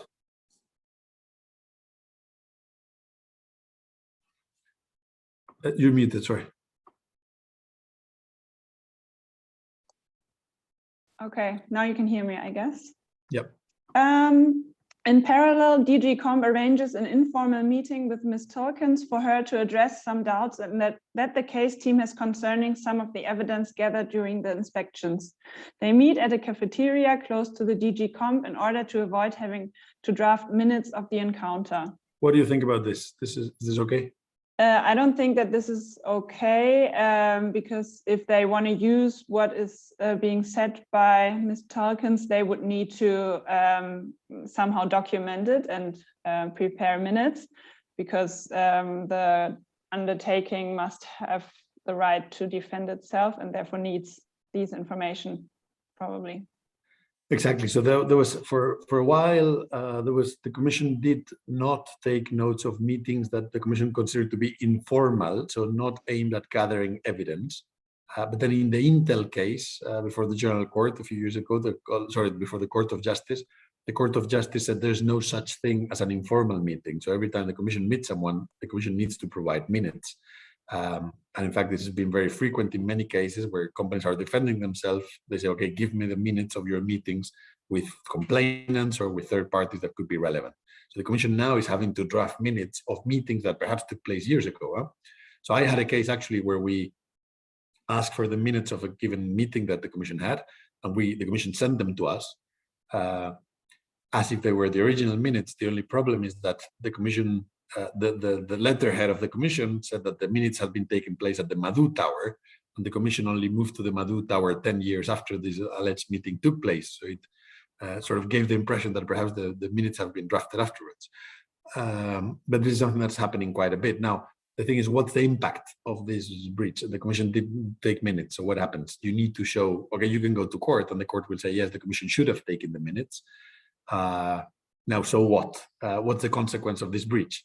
Well, you need to show that had the commission taken minutes, that could have altered the outcome of the case, because you would have been able to exercise your rights of defense in a way that would have changed, again, the commission's conclusion, which is very hard to do. So basically what happens is that the commission gets a slap in the wrist for not doing things properly, but the outcome doesn't change that much. And that's something that is coming up in other cases that we have also in court. Okay, please continue for a bit. Opening of proceedings and settlements. On November 2020, the Commission opens formal proceedings. When the news is made public, the Belgian Competition Authority decides to open its own investigation, but only in relation to the effects of the possible infringement in the Belgian market. Is that fine? Any problem with this? I think if the Commission is competent and opening the case, then it's upon the Commission to do the proceedings, and the Belgian Competition Authority cannot conduct its own proceedings. Exactly. The evolution here is that what I mentioned earlier, the Amazon case, where the Commission's opening excluded Italy, so that Italy could continue its investigation. But in principle, if the Commission investigates, no one else investigates. Okay. Very good. Maybe one more. Sorry, can I interrupt for a second? But I think the NCAs are free to take investigations or initiate proceedings under things that can only be sanctioned under their national law. No, they're well placed to do that unless the Commission starts an investigation. When the Commission starts an investigation under Article 11.6 of the regulation, that means that the Commission takes control of the case. So if anytime the Commission opens proceedings, the national competition authorities are relieved of their competence to take on the case. So the Belgian Competition Authority could do this before the Commission investigates, but the only consequence the legal consequence that an opening of an investigation has is that national competition authorities are deprived of the possibility to investigate the same conduct. So if they then want to initiate proceedings based on their own law, which might even be stricter than the Commission law, so which could not be part of the scope of the investigation of the Commission, they would have to wait until the Commission made a decision. And if they wait, then there will be a problem of double jeopardy, and nebis in idem. So the idea is that when the Commission is responsible for an investigation, no one else can do anything. And something that could happen, and this is a very good question, that is, for example, if the Commission were to adopt a commitment decision. So in that case, since there would be no finding of an infringement and no definitive view, that commitment decision would not bind national competition authority. So in theory, I think in practice this would not happen because there would be coordination, but in theory, the Commission could adopt commitments and then a national competition authority could act and find an infringement. That's a case, Gasorba, the Gasorba case confirms that commitment decisions do not prevent competition authorities, national competition authorities from finding their own infringement. Okay. Is there a register that the NCAs will check to make sure that the Commission hasn't started an investigation? Yeah, well, opening of proceedings is public, so everyone would realize about that because this relates to a formal opening. But in any case, there is, and they notify each other through the European Competition Network.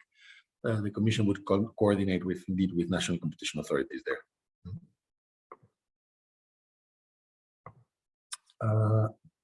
Sorry, since I was sharing my screen, I stopped seeing you. I don't know if I can fix it. Not sure how. Okay, maybe Kyriakos. Yes. Actually, let's just skip this bit because we don't really have time. There's not much to discuss here. I mean, I will explain this. Basically, the Commission needs to call companies to propose to engage in settlement discussions. This is fine. At the settlement meeting, the Commission informs each company of the estimated level of fines. That's absolutely normal thing. Following the meeting, there's another settlement submission. There's one settlement submission, but two others decide to revert back to the standard procedure. So this is something that's absolutely normal. This means that it's a hybrid procedure. There's one settling party, two non-settling parties. And upon learning that two have decided not to settle, the settling one decides to withdraw the settlement submission. Is that possible? I believe that this is not possible because this is, if you agree to go to a settlement, this is a point of no return. You cannot go back. That's right. Unless the Commission includes something which the party that agrees to settle does not know in advance. Exactly, that's absolutely right. If the Commission's statement of objection reproduces the content, unless the Commission's statement of objection does not reproduce the content of your settlement submission, you are bound by the settlement submission. That's absolutely right. Okay. Hybrid settlements, I think you've discussed them both in cartels and before in this lecture, so I don't think we need to go there unless you have any question on hybrid settlements in practice, which are quite interesting and procedurally complex. So again, I think you've discussed those in detail, but if you have any questions, let me know. Do you have any questions, actually? One question: if you're doing the settlement process, is it allowed that the Commission is just giving you a certain amount of value of fine that you have to expect, or do they always have to give you a fine range? They need to give you a range. Range, yeah. So if they just say you can expect 5 million, that will actually not be legitimate. No, that's correct. I'm going to see if I can see you again because I stopped seeing you in the screen. Okay. Okay, no, I don't see you. Anyway, I think you see on my computer, so better to keep it there. Okay, what else?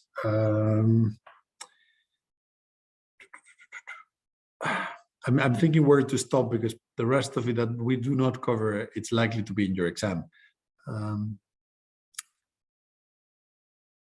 Okay, maybe on statement of objections. I think this is fine. So, Kyriakos, what's the definition of a statement of objections and why is it important?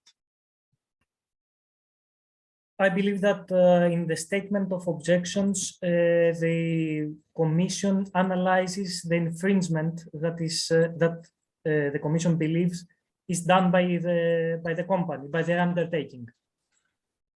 But I'm not sure. So the statement of objection is the critical piece in any case, okay? And what matters here is that so the formal definition of a statement of objections is the document that the Commission sends just before the summer or Christmas holidays to screw lawyers' lives. But essentially, it's a document where the Commission sets out everything, all its accusations, so the facts and all the evidence it has against the company, all its accusations. Whatever is not in the SO cannot feature in the final decision. Again, this is related to a general principle of law. This is about the right to be heard. So you need to be informed of every accusation so you can exercise your rights of defense, your right to be heard. Again, everything that's not in the SO cannot be used in the decision. The SO is also an important procedural moment because it's the time at which companies get access to the file. So normally you get the SO, in parallel to the SO, you get a DVD with all the evidence in the file, except when they're confidential. I'm covering, by the way, stuff that we would have normally discussed because we don't have time to deal with all of this. And my plan was only to cover inspections actually. But since we have a few minutes, I'll explain a bit more. So together with the SO, you get a DVD with all the main evidence. There will be some particularly confidential materials that the Commission will only give you access at their premises. So for example, leniency statements or settlement submissions, you need to go to the Commission's premises and take notes and look at those there, okay?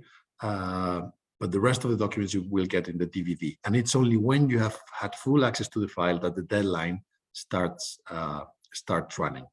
Then if you're an addressee of the SO, you have the right to respond. You can submit an SO response. And if you have received an SO, then you have also the right to request an oral hearing. If the company asks for an oral hearing, the Commission has to give you an oral hearing, okay? But it is possible that the company may not want to ask for an oral hearing, in which case the Commission will typically not arrange an oral hearing. In most cartel cases, there will be oral hearings at the Commission. In my experience, those are very helpful. In abuse of dominance cases, they're not as common and the difference is in practice that in cartel cases about everyone attacking the Commission, whereas in abuse of dominance cases about everyone attacking the dominant company. So people tend not to view those opportunities in the same way.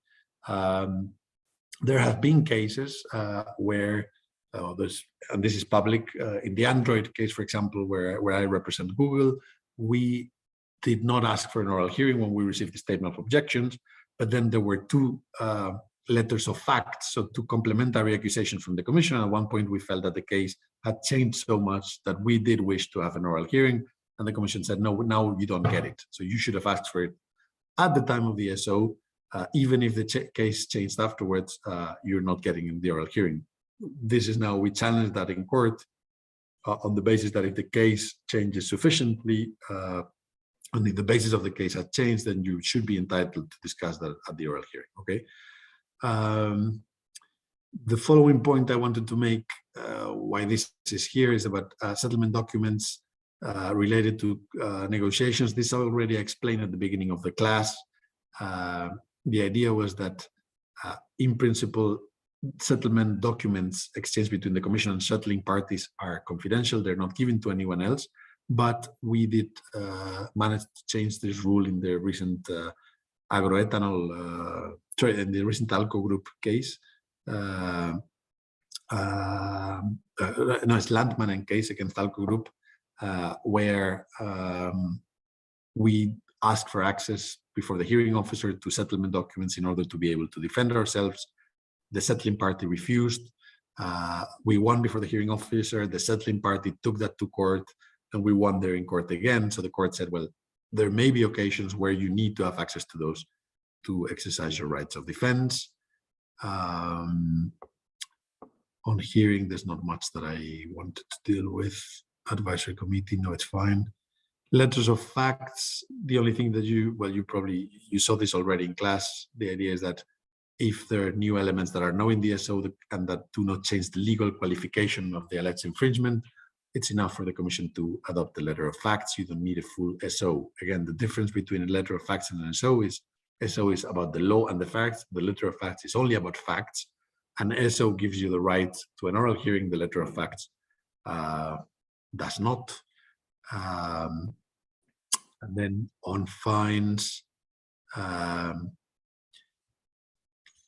yes, Kyriakos, do you think that there's a possibility to impose a fine on a company for acting as a facilitator of a cartel, even if they are not a participant in the cartel or not even active in the relevant market?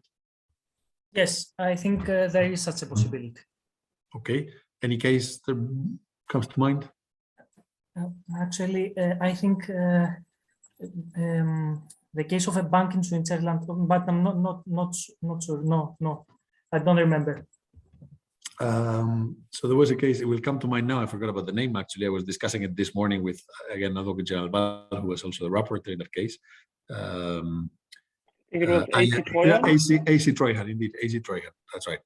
In AC Treuhand, that was discussed. The Advocate General proposed that the criteria should be that if you're not active in a relevant market, you should not be the addressee of an infringement decision or a fine.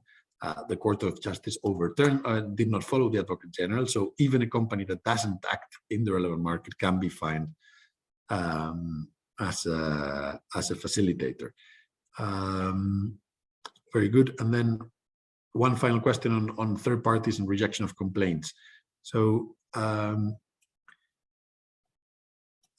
so this is at the end of the case. Let's say Valerie lodges a formal complaint. The Commission ends up rejecting it. What happens when the Commission rejects a complaint? What's the procedure, or what reasons can the Commission use to reject a complaint? I'm sorry, I don't remember the answer at the moment. Okay, I think you have all of that in the slides, and there's also a notice on the handling of complaints.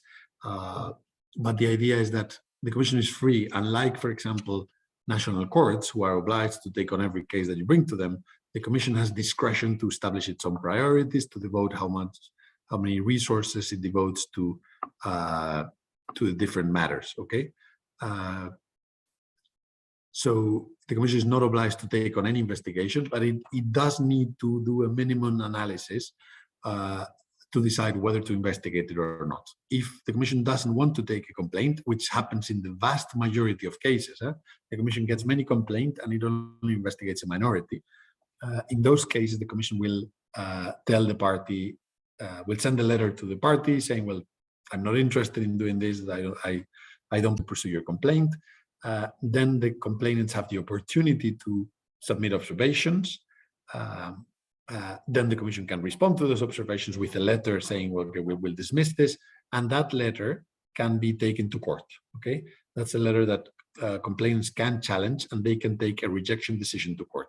It's very hard to overturn rejection decisions, but it has happened in the past. There are a few examples, because the Commission needs to explain why it is not investigating and do a certain assessment of the elements brought to its attention. But it will normally say, well, for example, lack of EU interest, which essentially means that the case is not important enough for me to devote my resources to this. But it's important that you know, first, the Commission has no obligation to deal with complaints, but second, you can take the Commission to court if you think that there's an error in the arguments that the Commission has used to get rid of a case. And again, this is very, very, very common. Good. So I was pretty quick on this last bit. Do you have any questions on what we discussed or in anything else?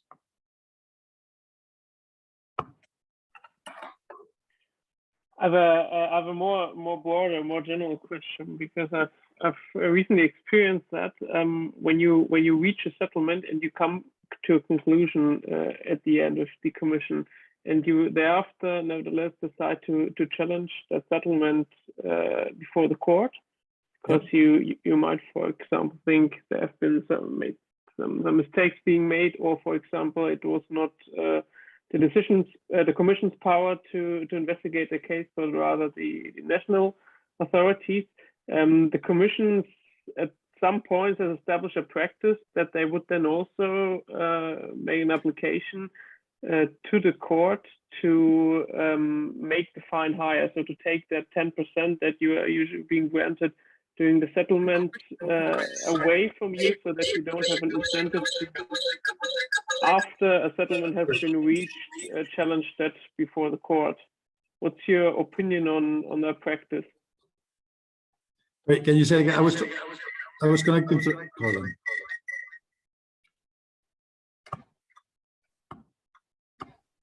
Alfonso, do you see the participants now on your screen? Okay, I managed to do it now. Sorry about that. I was connecting through my phone because I couldn't see you for a bit. So now I can hear you again. Sorry about the decoupling. Sorry, yeah, can you please? Absolutely.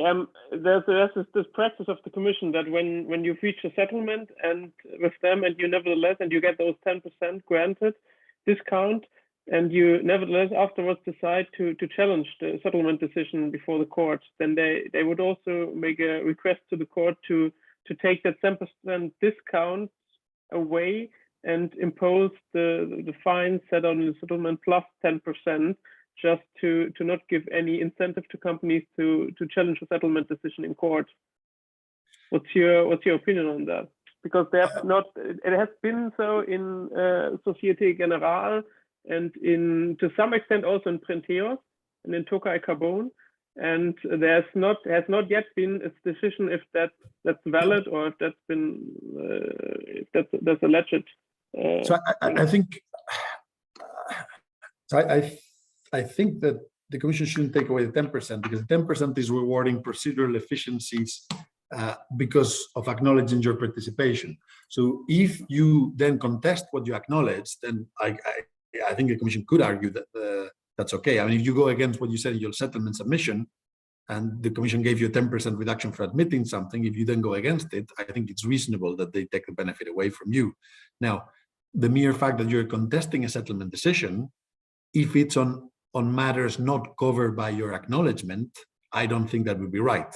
You may be contesting a settlement decision on other grounds that you never accepted. Maybe, I guess, imagine the principle of equal treatment. If you accepted something but you believe that the Commission applied different rules to other companies in the same situation, that's something you could not have envisaged. That's something you never consented to. I wouldn't see a problem to a company appealing that in that kind of situation, and I think there would be no basis for the Commission to take away the reward. I think the reward is more about your admission of guilt, and then procedural efficiencies are, let's say, the byproduct of that decision. I don't think they are the essence. Okay, very good, thanks. In fact, I mean, I've had a hybrid case. I was the lawyer in a hybrid case that is public, but this has been going on for 9 years. A hybrid case, huh? So imagine the procedural efficiencies that you can get in a case 5 years with SOs, letters of fact. I think, in my view, procedural efficiencies, I mean, they are there, and settlements have been very helpful for the Commission, but they're not the main reason why the Commission does this.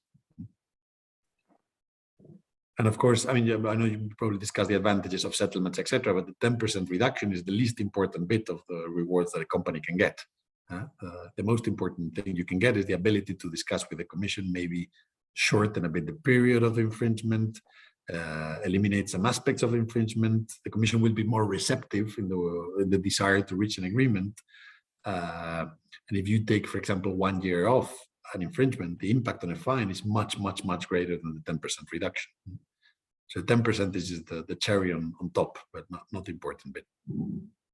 But it will be important if you afterwards have to advise the company if they should actually appeal the settlement decision, because as you mentioned, there are other reasons that are outside of the acknowledgement within the settlement why you think that that's actually wrong, and that's where you have to assess if that risk exists, that the court will actually make the fine higher and take the 10% away. That's right.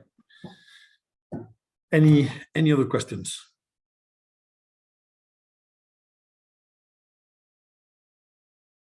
Neil, it's actually 6 p.m., so we managed. Yes, how did you do that, Alfonso? Right on time. Okay, thank you very much. If there are any questions left, you can always send me an email, and Alfonso will, I'm sure, answer super fast. So thank you all. Thank you, Alfonso, for meeting with us today and for this very interesting session. I know we will meet in person on the 24th of June in the morning with Pablo for our last lecture. So thank you all for joining. Don't forget that we have a break of 2 weeks for the next Fridays. And voila, if you have any question, email me. Thank you very much. Thank you. Will I be seeing you all in June? Most of the participants that are here with us, yes. Okay. Yes. Please come. Thank you. Very much looking forward. Yeah. Thank you very much, Alfonso. Have a nice weekend all. Bye. Thank you. Bye-bye.